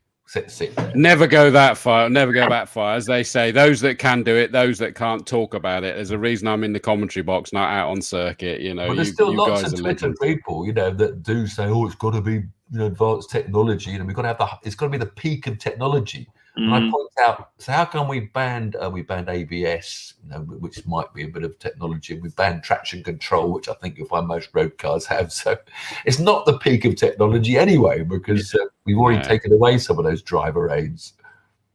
Don't you find that there's I often think there's a flip, is that I 100% agree, is that we need for like the pinnacle championships, is that it's about the driver. However, I would also love to see, but it deliberately being a standalone thing, that where geniuses like, say, Adrian Newey, whatever, could be just let loose, no rules or regulations, and just go do something. Well, what are you going to do with it? But to be standalone, and that's an engineering championship rather than a driver championship. Yeah, but then one team with the money and the Adrian Newey will be 10 seconds lap quicker than anybody else, and you're not if it's an open formula. I mean, it's like that Volkswagen Pikes Peak thing that cost VW millions so that they'd look good with an electric car. Let's all forget about our Dieselgate for a minute. And it was like taking a sledgehammer. They were beating people that had V8 Chevys in their garage at Pikes Peak. And then it goes somewhere else and wins, got the fastest lap round Spa or something. Well, if you took a Formula One car, took off all the regulations and the weight, you could make a Formula One car go faster than the Pikes Peak Special or whatever. And Nürburgring lap records and these sorts of things, they're meaningless unless you're racing in a formula that gives everybody at least some sort of control. You'd just be racing against the biggest wallet. I mean, if you give Newey £10 billion, you'd come up with the most amazing machine with the poor little driver with a G-suit. I mean, Formula One cars were getting that. Remember, they took away the self-correcting steering, the individual wheel brake, and they banned, because literally they were making a car that wouldn't need the driver almost. Jeez. And they were getting become like a console, wouldn't it? That's the point. Turn all the cheats on the console, and that's what you get. You'd be the operator. I always talk about modern hypercars, who are Bugatti Veyron or something. I would say that you operate them. And McLaren F1, when you open the throttle, you open the throttle. Nothing's to stop you hitting the wheels and hitting the barriers. And the power steering, the gearbox is manual. Was a Bugatti Veyron with 1.5. The Chiron's got 1,500 horsepower. It's ridiculous, because when you open the throttle, a whole bank of computers say, well, you can have 300 horsepower now, or maybe 400. You never have 1,500 horsepower. because the thing would just fly off the road. We got too much power in hypercars and supercars, and you don't need it, and they're becoming irrelevant and stupid, to be honest. 600 horsepower with no traction control and no ESP is all you need to have an amazing car. Talking about that, obviously going back to your career, I mean, talk us through Le Mans, because obviously Le Mans is known for development and everything. You've been successful there as well, so that's surely a bit of a bridge. Or what, what's your thoughts on that? And what's your the Group C era was magnificent. We had 8 manufacturers, and all you had was a fuel regulation. We had to save fuel. Fair play to the Formula E people. We were lifting and coasting a bit at Le Mans in the 80s, but not a lot, because you had that fuel regulation. But then Bernie, of course, came along, was jealous of Group C. He created this new formula. We had those 3.5 litre Grand Prix style engines because he hoped to get more manufacturers in. And instead they all left, and that killed Group C. And then it dillied around for a bit with various different sort of GTs and odd formulas.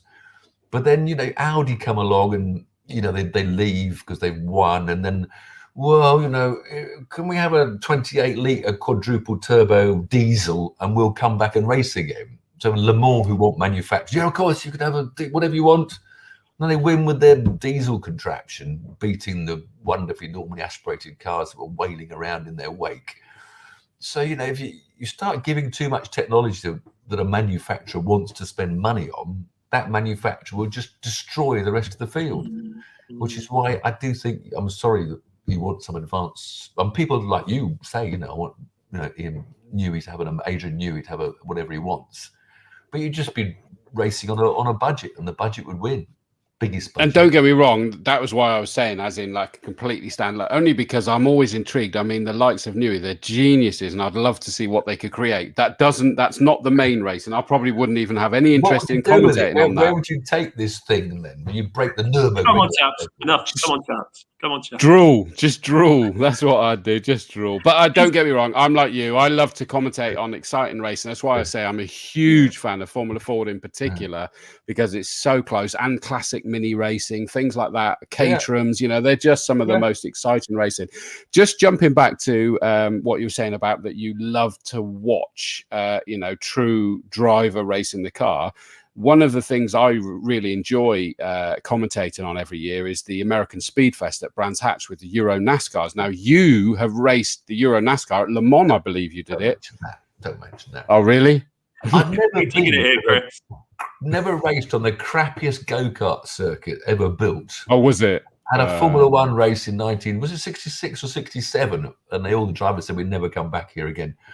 It was a series like 6 second gear corners. There's no fast corner at all. It's a horrible, horrible circuit. So you never got to really just see what the Euro NASCARs were like then, particularly? Well, yeah, I did, and I got smashed this way and that in the midfield. Driving this thing that I'd never driven before. I couldn't get in the steering. Was like I'm against my nose almost. I just had a bad weekend, basically. Was it? And I was in the midfield. I've not done well there, have I? I've not done well there bringing that up. Off left, right, and centre on about 4 occasions.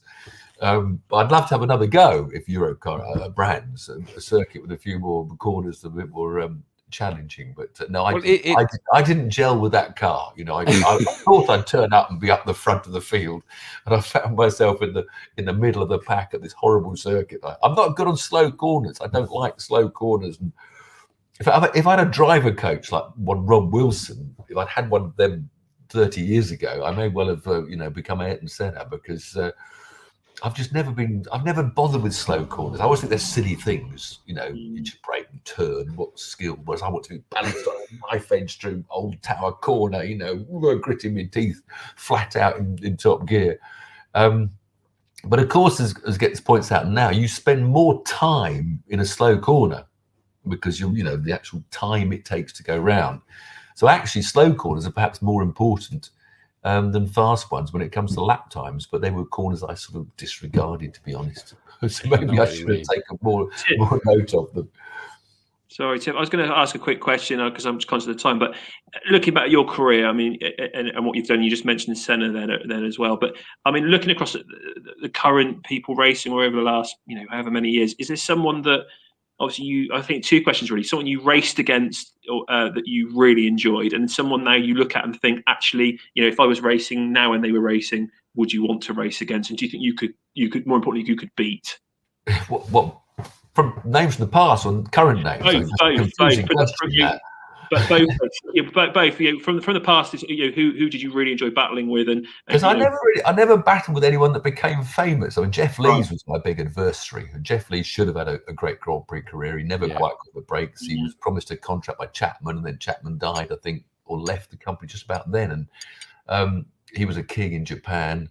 And I raced a lot in Japan, of course, and Nakajima that came over. He was brilliant in Japan, but the Japanese back in those days didn't travel well. It's such a different society to them, and it took a while to get a Japanese driver to come and relax.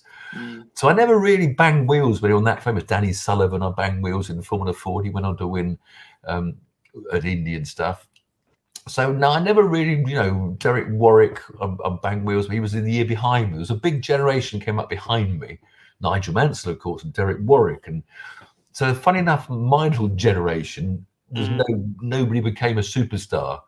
But there was one wonderful day when I went out to Formula Ford in 1976. I was the Hawk Formula Ford 2000 driver. But Hawk wanted me to go and help Derek win the European Championship. And so I went out to, it was Denmark and the Jyllandsringen.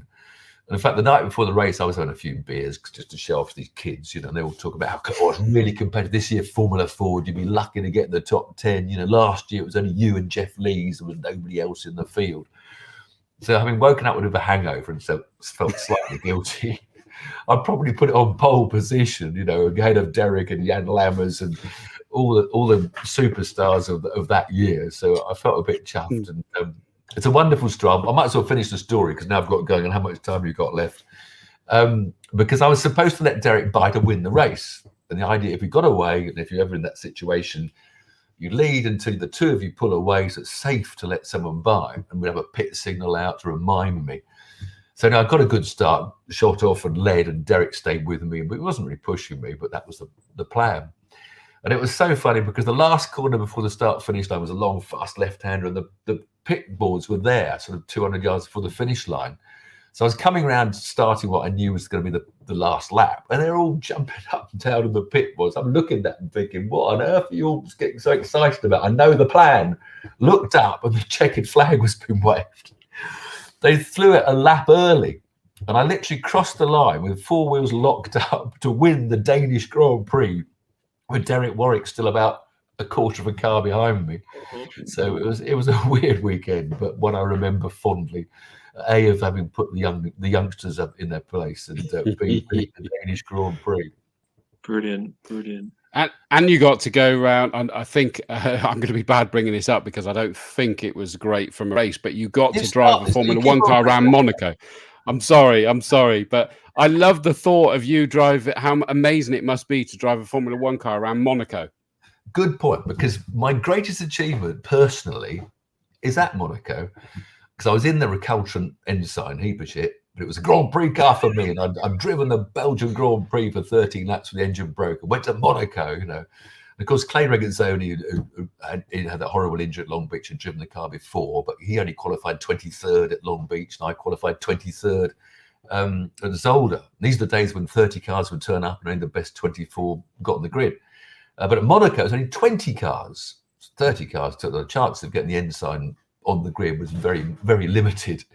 But they used to have qualifying on day one and day two in those days. It used to be hour practice in the morning, qualifying in the afternoon, hour practice in the morning. And in Monaco, it's always Thursday the first day, Saturday the second day. So on the Thursday, in the rain, I qualified 19th. I was 2 millionths of a second faster than Alain Prost or something in Keke Rosberg. And I was so chuffed, that I'd got this thing. I was on the grid at Monaco. And as you say, just the experience of driving a Grand Prix car around Monaco was like nothing else. When you go up the hill from Saint-Devoux, you can only actually see about 100 yards because it slightly kinks left and right. And it was like, for me, like in a spaceship heading to the moon, The top was a big crest before you break into the casino area.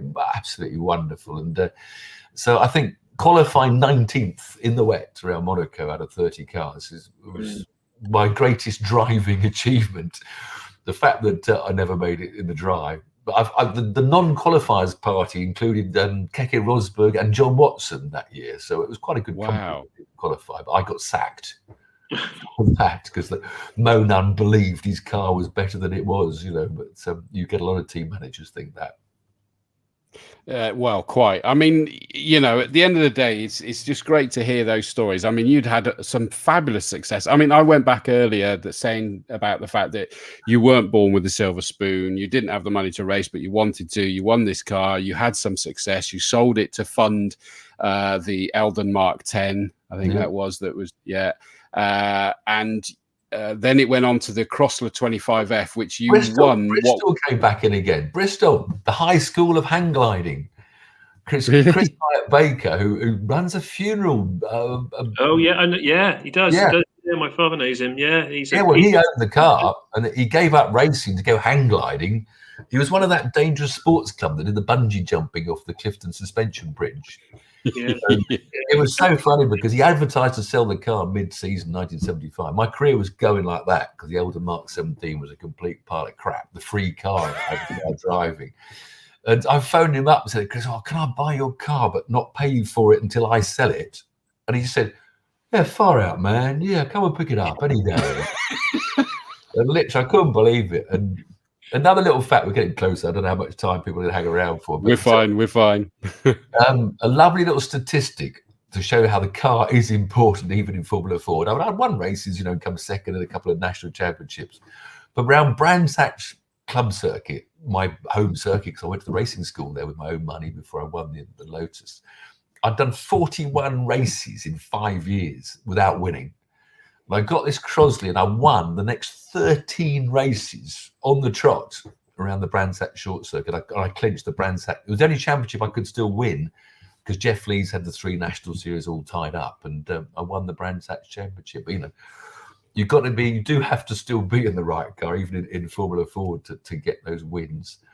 But no, you know, I was still living at home with mum and dad till I was about 35, trying to be a racing driver. So it was a long time. In fact, mum and dad drove to Zolder for my one and only Grand Prix I started in the family Datsun 120Y estate. Bless them. You know, they drove all the way out on the phone. My girlfriend, who's now my wife, Patsy, and they went to the fences. You know, it wasn't, you know, here's my dad jetting in his executive jet, you know, sitting in the corporate hospitality boxes. They were literally on the fences, you know, because I couldn't get them any tickets or get them there. Yeah, it's you know, I still can't believe my sort of Hollywood story myself sometimes, you know, that I was, you know, living at home with mum and dad and no money at all and just struggling my way there and getting there. Which that's why I love the story, is that, you know, you keep going, keep chasing the dream, don't let anyone tell you anything different. But I mean, yeah, as you say, you got that Chrysler, you only competed half of the season, but just dominated. Then you went on to the Formula Ford 2000s, which we know Ayrton Senna had great success in. You had a Hawk chassis, and you were dominant in that, which springboarded you to the F3 as well. And you were in front. And it all died a death. Did it? Well, we had the British Leyland Dolomite, you know, sponsored by Unipo. It was fantastic. I was a paid racing driver. You know, in that year, you know, 1977, I became a retired civil engineer. Because up until now, I was still working 5 days a week until I was, 25 years old, you know, as a civil engineer for George Wimpy and racing at weekends. But yeah, Unipart paid me, I think it was 40 quid a month or something, or 40 quid a week. I can't remember then. So I could be a retired civil engineer, and I was now a professional racing driver. But we had to have the Dolomite Sprint engine, which was just never, you know, on par with the Toyota. You know, Nigel Mansell took my place, and he couldn't win in it either. So it's, in fact, Nigel Mansell took my TR7 off me as well. In fact, Nigel Mansell, who still hasn't apologised for the wall incident, because when I'd announced I'd done 2 years with the Unipart Formula 3 team, fantastic for me. You know, it got me out racing around the world. Well, Europe anyway, but I had to move on. You know, I needed that, and I got that scholarship from the Durex scholarship to race in the British Formula 1 Championship. So I left the Unipart team. I had to move. It was a gamble, and of course, every young British driver phoned me up, you know, to say, you know, and one of the phone calls was, "Hello, my name's Nige. I want your drive. You know, can you tell me what to say to help me get the drive?" And he still hasn't flipping or helped me or phoned me or thanked me for getting him the drive, because of course with him driving that Unipart Formula 3 team, and Peter Windsor, the journalist, was a big fan. Journalists helped us a lot in those days, giving us introductions. And Nigel driving the Unipart Formula 3 car did get the attention of Colin Chapman, and then get the test drive. And as you say, the rest is the usual history. These little twists and turns, it's fascinating, where you would have gotten in life. And there's quite a few drivers that I was second choice. And if I could have just tripped them over and pushed them down the staircase, I could have. So close, so many times, You never know, do you? You just got to keep pushing and hope for the best. Right, I want to whip through because we got lots of questions from people, and I'm going to now whip through them all. Our very own Emma Strawford says, one memory I have of Tiff at Combe was a passenger ride with him in an XJ220 Sorry about that, Stroke Association Day. I apologise. She loved it. A great experience. Well, sadly, that's wonderful. The family still, helped run the circuit, and great memories of her dad and everything else. And what a great memory to drive an XC220. Wow, that Stroke Association Day sadly isn't happening this year, so we might see whether there's something we can do on the show to sort of like try and help raise some money there. Was something I was thinking the other day. Kieran Simmers, one of our saloon car drivers, a great talent. Brilliant listening to Tiff's voice. Reminds me of Tiff Needell Burning Rubber on VHS handbrake turns and J turns in the Ford Puma. Brilliant. Another of my brilliant efforts that only sold about 2,000. But it seems there's a lot of second-hand copies going now, or someone's got it out on YouTube or something. But I was very proud. I made this video. I thought I've got to try and capitalize on my fame, and it was a brilliant, fun video to do. But unless you've got the company behind you, that makes the bloody thing, making an effort of putting it out there and doing all the PR, I think a lot of this sort of stuff, it's always a thing, you've got to spend $1 million to earn $1 million, haven't you, sometimes in book sales and video sales, and it never quite got the exposure I hoped it would get, but I'm very proud of it. I mean, it's often mentioned, so I'm glad to see it being mentioned again. Yeah. Get it converted to DVD and you'll be off and running, I reckon now. So. My dad's watching.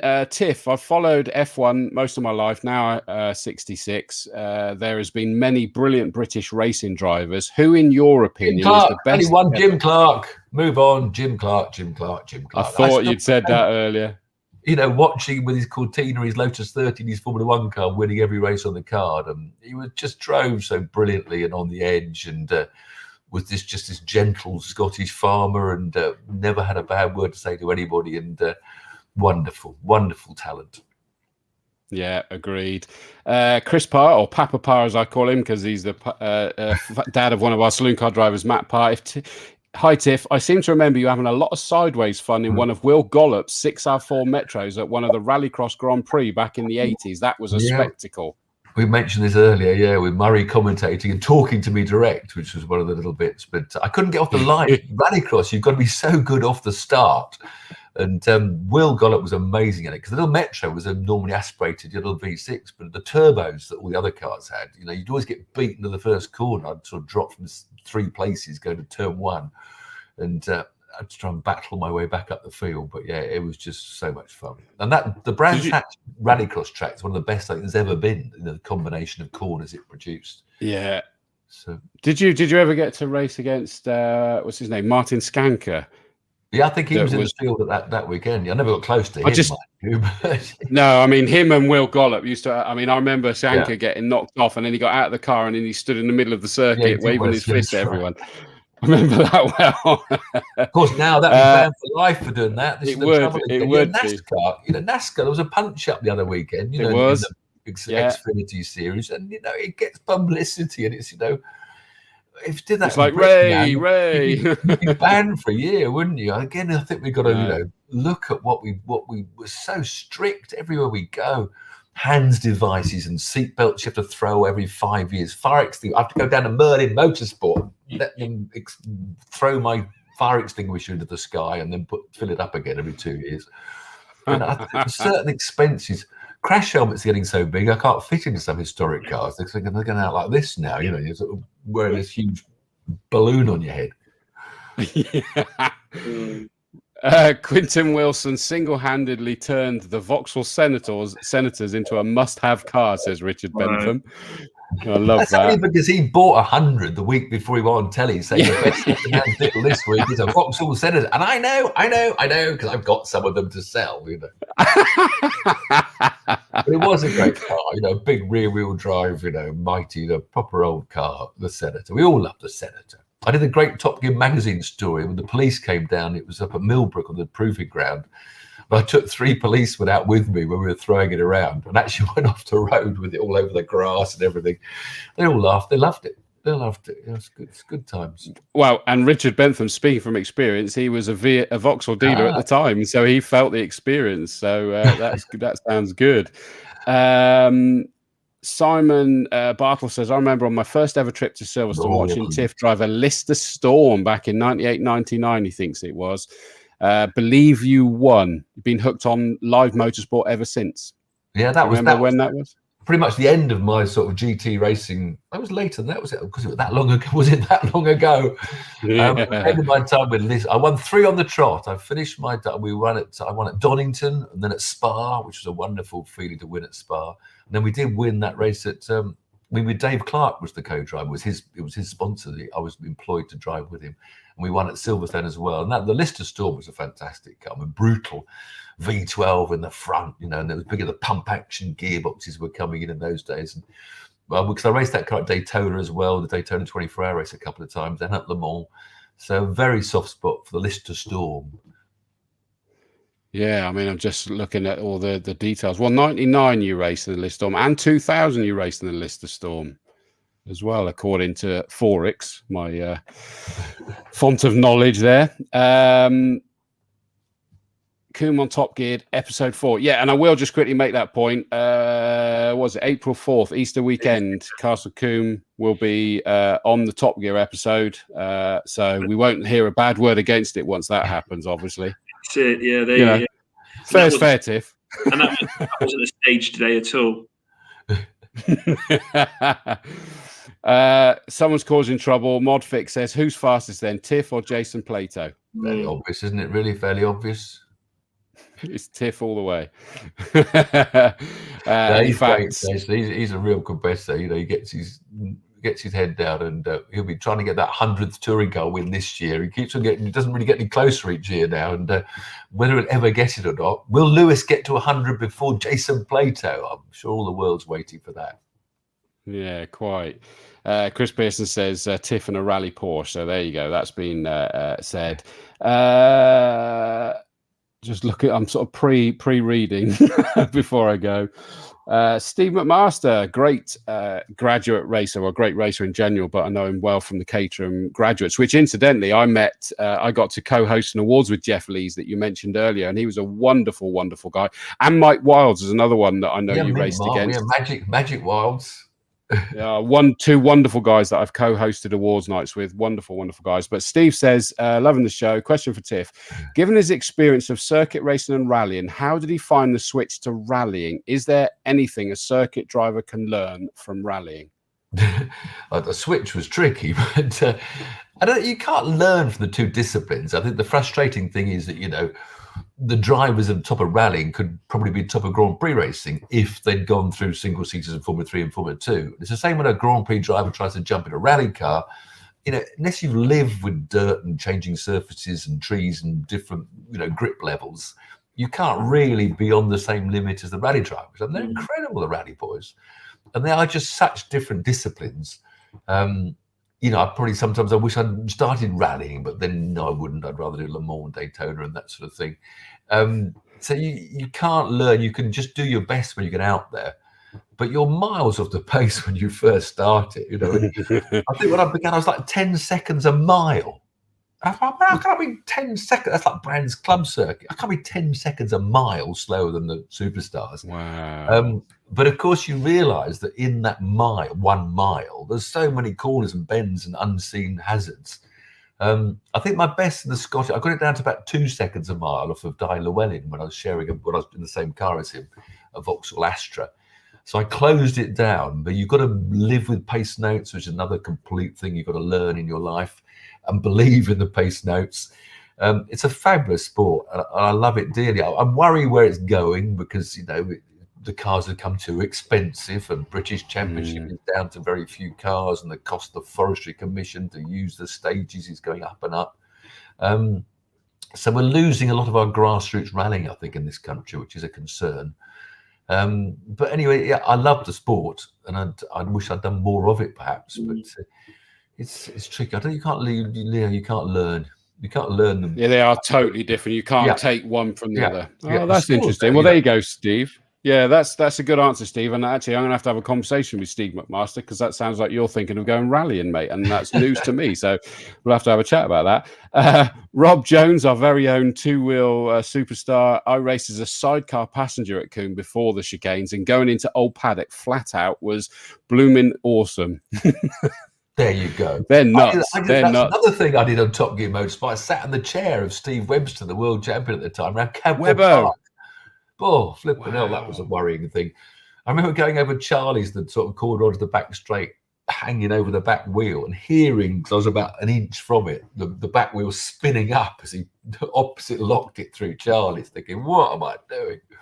Wow. I love watching bikes, MotoGP, and it's almost a shame, sidecars aren't on the Grand Prix program.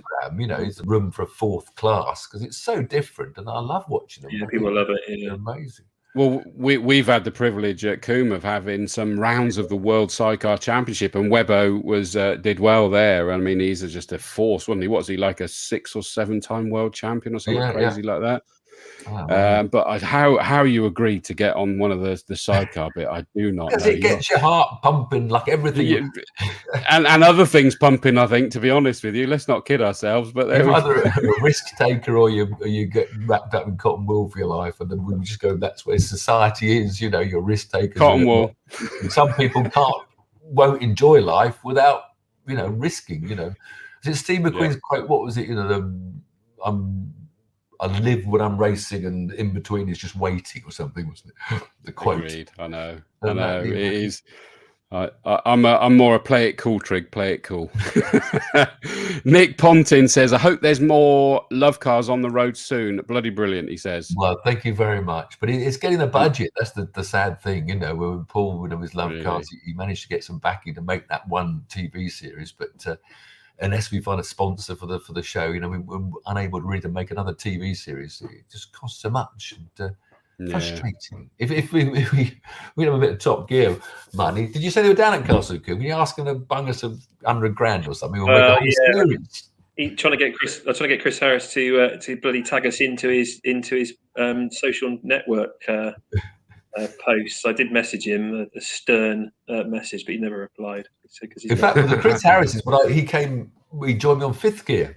We actually got him on telly before Top Gear. We did a piece at Castle Combe. Local circuit. Was it Porsche against he was in the Porsche and I was in something else. I forget what we were in there, but Chris and I did a Castle Combe story for Fifth Gear. Yeah, well, it's his local circuit. He's a Bristol lad, isn't he? So yeah. Well, forgets his roots quickly then, eh? Will Dyer says Tiff Needell again was with him at Mitsubishi for the Heritage Collection. So people been with you on all sorts. That's not the Heritage Collection that's up for sale now, is it? Did I see that in a news piece? Oh, that's heartbreaking, though. Well, why? I might make a bit of out of. Oh, is it? Oh, sorry. It's a brilliant idea, everybody. Brilliant. It's a brilliant sale.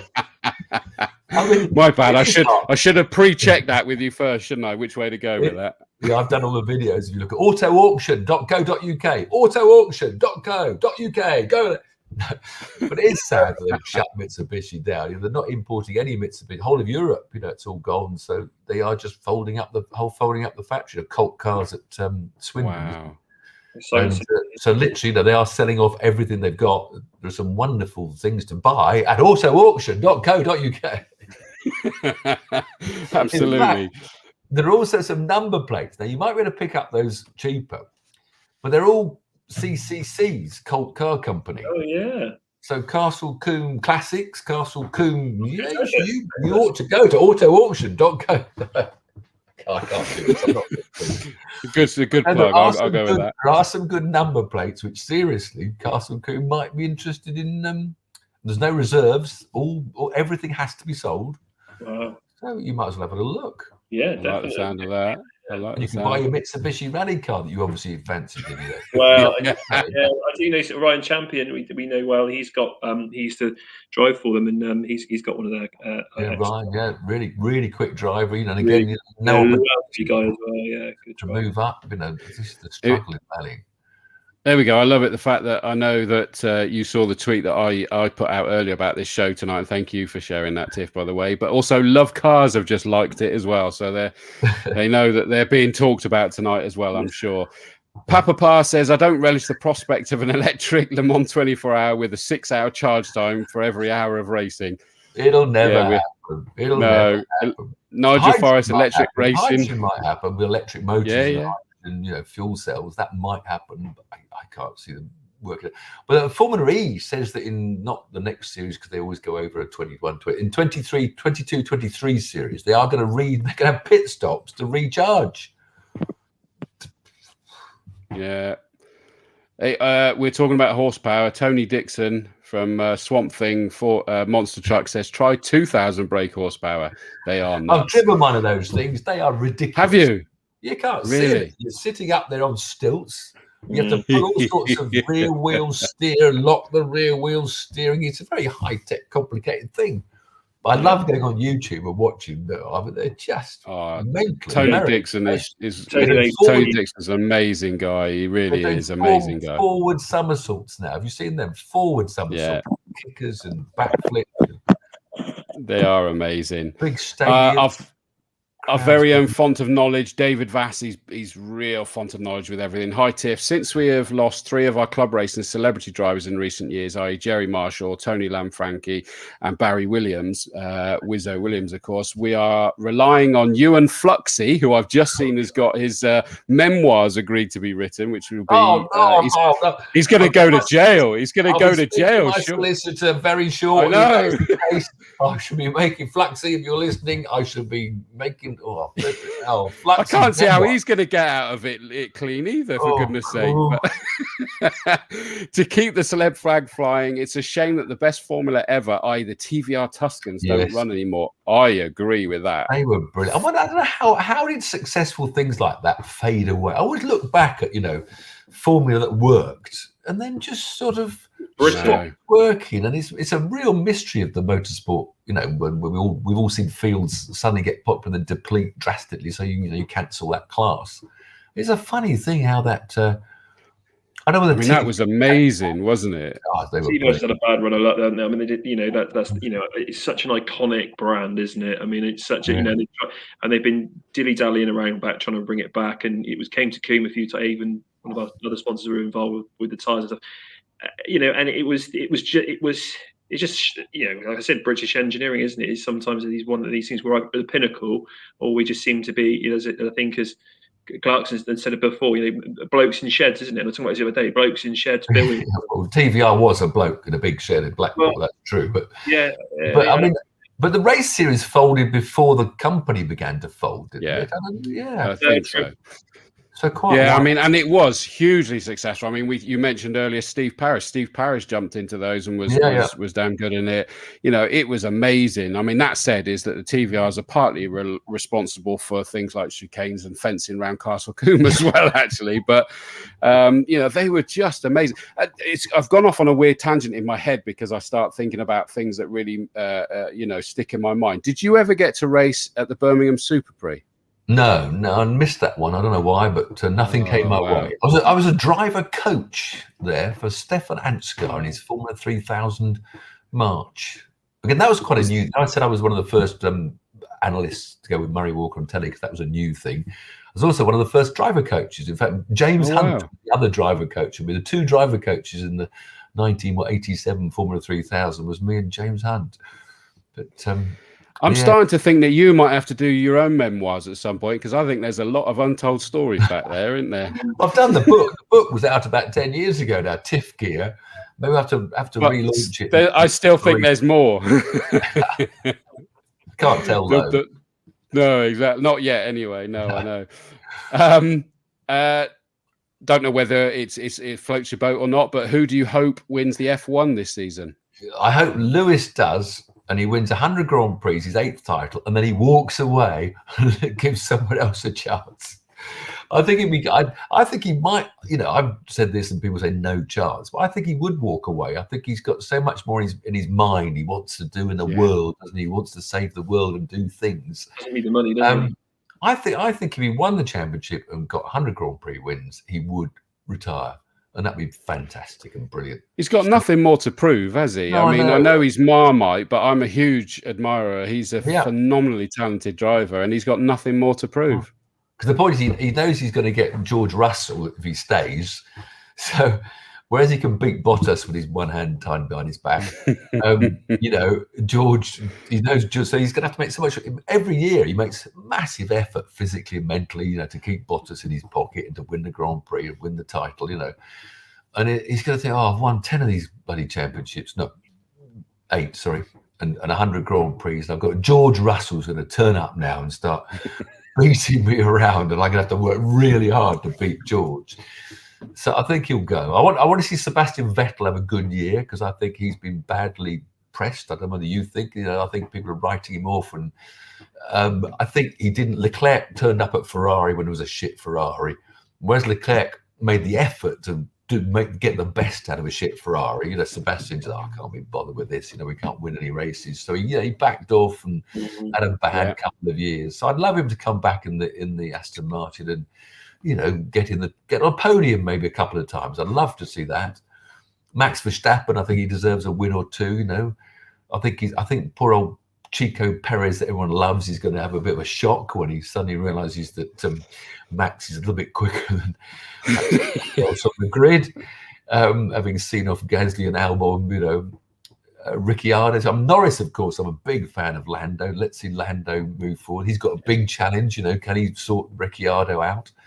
That's a great thing to be watching. There's interest between each team, the inside fighting going on.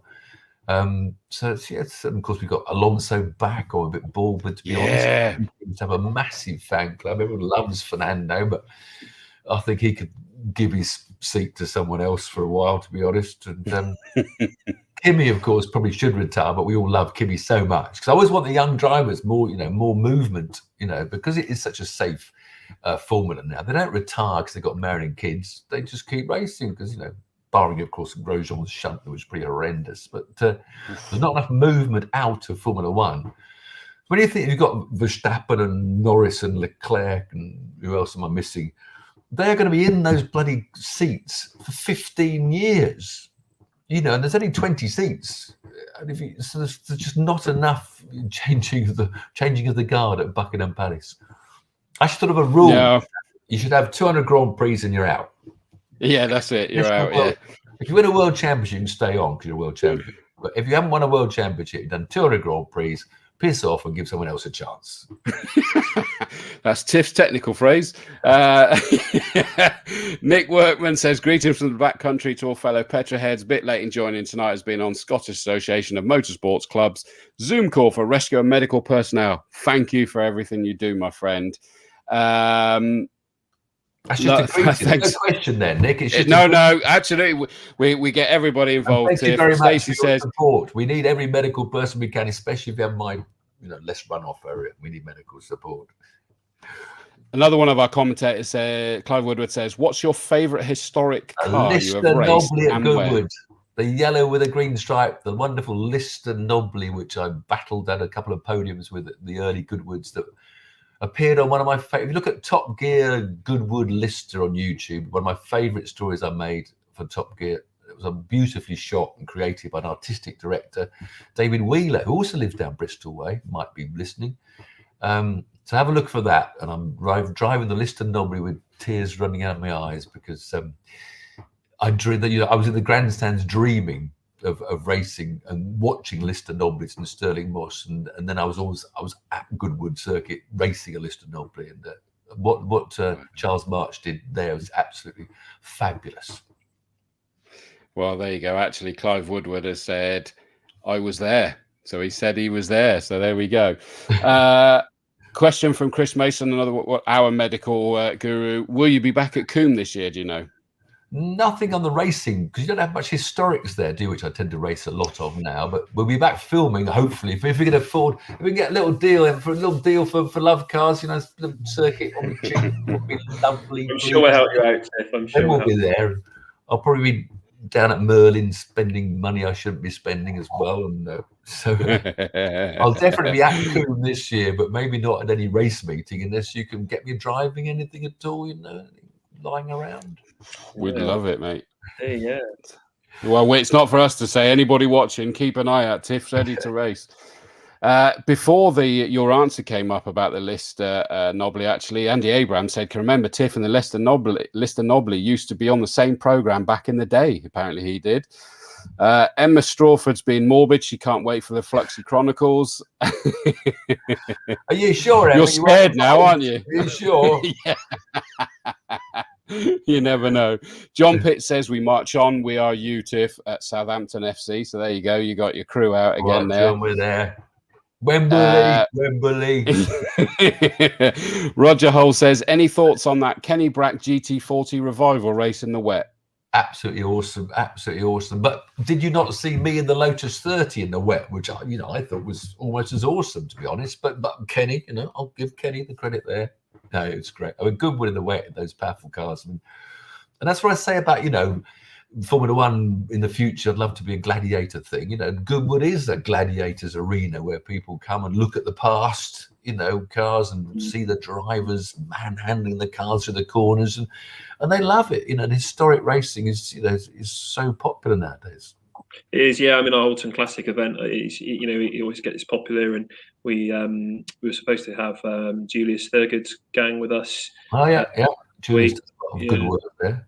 Yeah, but he's moved now to the summer. We've got the Quip guys coming to us, and something we're really looking forward to is the classic touring cars as well, which are coming in the summer as well. Well, maybe they're one of those things. I drive this for John Spears. I share his cars. If you've got 1 hour races, he likes it. No, I'm not sure actually. We don't normally have. Coombe's always been sort of known. We like to try and keep our races fairly short, and snappy, because we find for the crowds and everything. For Chris commentating, well, he won't need me then. Thanks for that. Oh, I don't know. Yeah, there's a lot of good stuff going on this year. I say once this bloody COVID stuff gets out of the way, there's boring. Yeah. Well, listen, I think that I could honestly sit here and talk forever. Yeah, Tiff. It's been an absolute pleasure, and thank you for being so accommodating as well. I think Tom was a little bit running out as well, so we'll have to stop. Another bottle going now. My gin's not, because the current Mrs. Dawes kept me topped up, so I'm safe. But I'm thirsty and hungry because I'm on here on my own. So.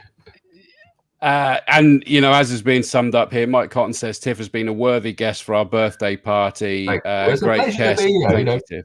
Love it. That's always a lovely place to come to, Combe. So long may it remain like that.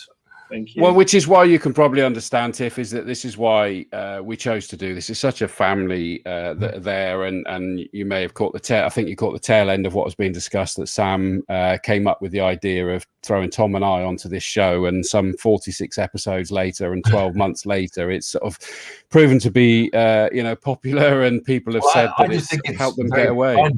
Very kind of you to run a program to celebrate my 50th year of winning the Lotus. I think it's very kind of you to put on this show. It was dovetailed in, isn't it? It was a no-brainer. I mean, once we sort of realised that we've got all these different things. I mean, the 12-month anniversary is very small, but it's like, wow, 50 years ago since you first raced here, and it was just wonderful. I can't thank you enough for agreeing to come on. I've seen the comments coming up. Great show, really enjoyed it. Brilliant stories from Tiff, and I still feel that we've only sort of brushed the surface, Tiff. There's so many other things that we could talk about. But get them out of my brain before I forget them, I think, is the way we have to go. We'll send you a recording of this when you're ready to do your memoirs then. Yeah, another memoirs of Tiff's, the stories that can't be told. We got to do another one of these after hours, I think, haven't we? I just have to say a big thank you to Pete Stowe, who was our archivist, who dug out the photos of you, Tiff, and also prompted us that you have been 50. He also, I will leave. I'll do a Chris and leave on a bit of a bombshell. He said that the incident that happened a couple of years ago, that was with a chap called Mansell. So there you go. Apparently, I don't know if you know that, but that's what No, I haven't heard of that accident. Yeah. No, So there, forgotten that one. Yeah, so there you go. I've done a crash. So there you go. Although the big incident was with Rick Morris, as far as I knew. But yeah, no, you said you weren't going to mention that again. Well, he tried to out bombshell me, so I had to, didn't I? It's been an absolute pleasure. You're an absolute legend, and thank you very much. All the best. I think thank you so much, Tiff. Yeah, we all loved it. Happy birthday to us all, then, backwards and forwards. Look forward to seeing you again at Combe next year. Okay. And if you manage to get down there, please come up and join me in the commentary box, and we can throw another headset on you if you'll be up for it, and it'll be lovely to get some wisdom. You got another bottle of red in the green room for me? Yeah, absolutely. I'll be off to get that then. Yeah. Thanks, Tiff. All the best. Brilliant. He genuinely has gone to get another bottle because he's just gone down to the bottom there. I mean, the comments coming in from you, just amazing. Thank you so much. Worthy guests, as we saw. Tony Dixon, great guest. Thank you, Tiff. Rob Jones, great show tonight. Really enjoyed it. Brilliant stories from Tiff, says Nigel Forrest. Chris Pearson, great to hear some of the stories, Tiff. Thank you for your time. Our Emma Strawford, brilliant program, guys. Thank you, Tiff. Howard is probably smiling at the fact you are helping us celebrate. I hope so. You know, it's really special. Great stuff, Tiff. Is the Castle Combe gin and tonic appreciation? Is this the? It is, mate. Sorry, Billy. It's part of the joke. Is that I do like my gin and tonic. We were hoping we're going to get sponsored by a gin company, but there we go. Hope your Lotus is feeling better after his last outing. Tony Cutting, this was fantastic to watch. Thank you, Tim Perry, Tiff. Thank you so much for coming on. Been brilliant hearing from you. Take care, and hopefully see you at the circuit sometime soon. Roger Hole, Castle Combe branded gin produced by a local distillery. Find it, mate, and we'll be there. yeah, absolutely. Just a few more. Chris Parr, brilliant show. Thanks, Tiff and guys. Jeff Doyle says, thanks, Tiff. True gent. Agreed. Absolutely amazing. Nick Workman, Tim Perry, I used to take the Combe Rescue Unit and crew to those meetings. He's saying there, so chatting amongst himself. Proud to have taken a few photos of you on the circuit, says Chris Pearson. Absolutely fabulous. And Tom, I got to thank you because it was you that unearthed this possibility and made it happen. So on behalf of everyone, I think thank you so much for setting this up, Tom. Absolutely great. I loved it. I love Tiff. I think, like I said, you absolutely love him, watching him just annihilate cars, growing up, watching it on Top Gear. Utterly brilliant. So thank you. Thanks again. And thank you everyone for watching. And hopefully see you all, or a lot of you, on the bank holiday Monday. No, absolutely. Everybody, stay tuned. We will release once we are ready to go with the scheduling of the live stream, but it'll be for all of the races. I don't think we're going to go live for the commentary for the qualifying. It'll be from the races onwards or just before. And just keep an eye on the ccracingclub.co.uk website. Go to Howard's Day and you'll see entry list and timetable, everything there, so you can get yourself all ready, and we'll build up into a fantastic day. I'm going to play us out now with the emotional tribute that I got asked to record for my absolute hero, Murray Walker. Thank you so much, everybody that has supported us for this 12 months. I know that everybody else has been saying thank you to us during this, and I appreciate that. But we've got to say thank you for making it what it is on the other side of the cameras. Yeah, thanks. Just the interaction has been amazing, hasn't it? Yeah, it's great. It makes it for me. I think it always makes it. I love it. I think having a laugh, a joke, the in jokes and the dilly dilly and everything. It's just been great. It always cheers us up. So yeah, thank you everybody. It does. Thank you, everyone. I'm going to now play us out with the tribute I did for Murray Walker. Tom, thanks, mate. And I look forward to seeing you very soon, buddy. Take care. On the 13th of March 2021, we all received news that broke everybody's hearts and filled up every social media feed. Our hero, Murray Walker, passed away at the age of 97. If only his phrase, "unless I'm very much mistaken," could ring true, and that we were mistaken right now. He was a tank commander, up to captain in the army, participated in the Second World War. He had limited success in motorsport himself, with some success in motorcycle trials. In his professional world, he worked in advertising, Many people have attributed the famous Mars slogan, work, rest and play, to Murray, but he refuses to accept that, saying he was part of the administration team working on that. But he did create Trill, makes budgies bounce with health, and opal fruits made to make your mouth water. Phrases, slogans should I say, that many of us I'm sure have heard. His first public broadcast was at Shelsley Walsh Hill Climb in 1948. He was then given a recorded audition for the BBC at the 1949 Easter Monday Goodwood race. His first radio broadcast was at the 1949 British Grand Prix for the BBC again. His TV debut came the same year on a hill climb at Nats Valley in Kent. But his first regular broadcast work was on radio alongside his dad at the Isle of Man TT. Between 1949 and 1962, they were the only father-son commentary team. He then went on to become the chief motorcycle commentator after his father's sad death in 1962. He did the occasional F1 commentaries during the 70s before going full-time for the 1978 season. Paul Fox, then the head of BBC Sport, even asked him to commentate on Commonwealth weightlifting championships. Over his time, he covered motocross during the 60s, rallycross in the 70s and early 80s, motorcycle racing, rallying during the 60s through to the 80s, British touring car for BBC 1969 to 71 and again in 1988 to 97. He covered the Macau Grand Prix for Hong Kong TV 9 times, the Bathurst 1000 in 1997 and 98 for the Australian Channel 7. As the BBC began broadcasting more motorsport, he also covered Formula 3, Formula Fords and truck racing. From the 1980 Monaco Grand Prix to the 93 Canadian Grand Prix, there was a real opposites attract that took place before our very ears in the commentary box, where he teamed up with the 1976 Formula 1 world champion James Hunt. They did eventually become good friends, but there was a lot of tense times where they were in the commentary box sharing one microphone. Many stories about lapels being grabbed. His final full-time commentary on live Formula 1 was at the 2001 US Grand Prix. He was even given an original brick from the Brickyard by the then Indy track president. He's made many mistakes during his commentary. Some of them were even made while he was recording the voiceover commentary for recorded highlights. And they decided they were so funny that they either kept them in or in fact even redid them and made them slightly better. It was part of his charms. He was just fantastic at bringing everything to life. To the point where myself, as a public speaker and media trainer, I use a phrase about, don't try to be wearing a mask. Be yourself. And then I go on to say, I don't try to be Murray Walker in the commentary box.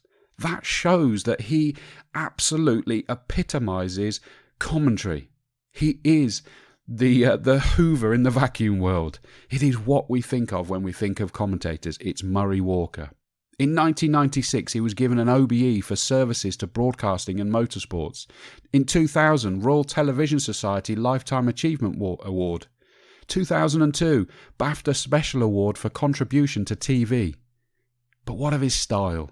We've already touched on his Murrayisms. How good's that we've even got a name for his Murrayisms? So many to recount. You have to look them up because they are just wonderfully hilarious. He would stand in the commentary box without fail, something that I myself also do. It enables you to inflate your lungs and push your shoulders back, so you sound louder, more enthused, and stay sounding enthused throughout. He's uncritical of the drivers, generally leaving that to his co-commentators so that they can be the critical ones. Obviously very articulate. He's a good reader of the mood on circuit and around the track. He, and I quote, was the fan who happened to have been given the keys to the commentary box. He couldn't control his enthusiasm, and that seemed naturally to lead to catastrophe. And even he openly said that himself. That was where he got himself into those muddles, was that he was unbridled passion, excitement, enthusiasm. And it does get you tied up eventually, and we were with him on all of that, which is why we chuckled and giggled and went with him on it. Many a time sat with my dad, Murray. It was brilliant. He was an absolute legend. He would meticulously research facts and stats, and then he would update and rewrite them for the next event. Members of the Formula One community would rarely decline to be interviewed by him, which is rare amongst the press and media circles. In 2009, he was voted the greatest sports commentator of all time in a poll conducted by sports fans. That's not just motorsports, that is the greatest sports commentator of all time. He crossed and brought together generations. I knew exactly what was on as soon as I heard his voice. My dad and I would always be together watching Formula One with his commentating, and it is emotions that I know my dad and I both share to this day. The first time I interviewed him, I was in awe of Murray Walker, this person I'd grown up listening to. And my dad was listening live to my interview of Murray Walker and admits, again yesterday he admitted it, that it made him well up that his son was interviewing our joint idol. It's a day that I will always remember for the rest of my life.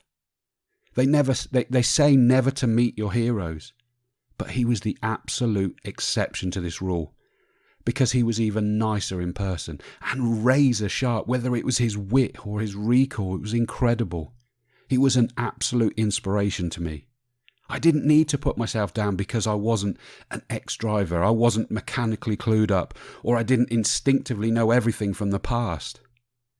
I researched for each event in their build-up, and then I would be a fan in the box getting excited on what is happening in front of us and paint the pictures of what is having that effect to bring it to life for everyone else. It then becomes both informative and contagious, something that I grew up listening to from the legend that is Murray Walker. He showed us not just how to be a commentator, but how to be a decent person. He was lovely. He was so nice. He had this confidence not to be a withering flower with famous drivers, but still have the humility to never let his own shining star blind us. In fact, you got the impression he had no idea just how famous and idolised he truly was. He was everyone's favourite granddad. Whilst it is true to say that the motorsports and general world is a poorer place to have lost him, his legacy and impact is so huge that it will always be so much more enriched with what he has left behind for and in every single one of us. We all have memories and have learned things from him and will carry it on.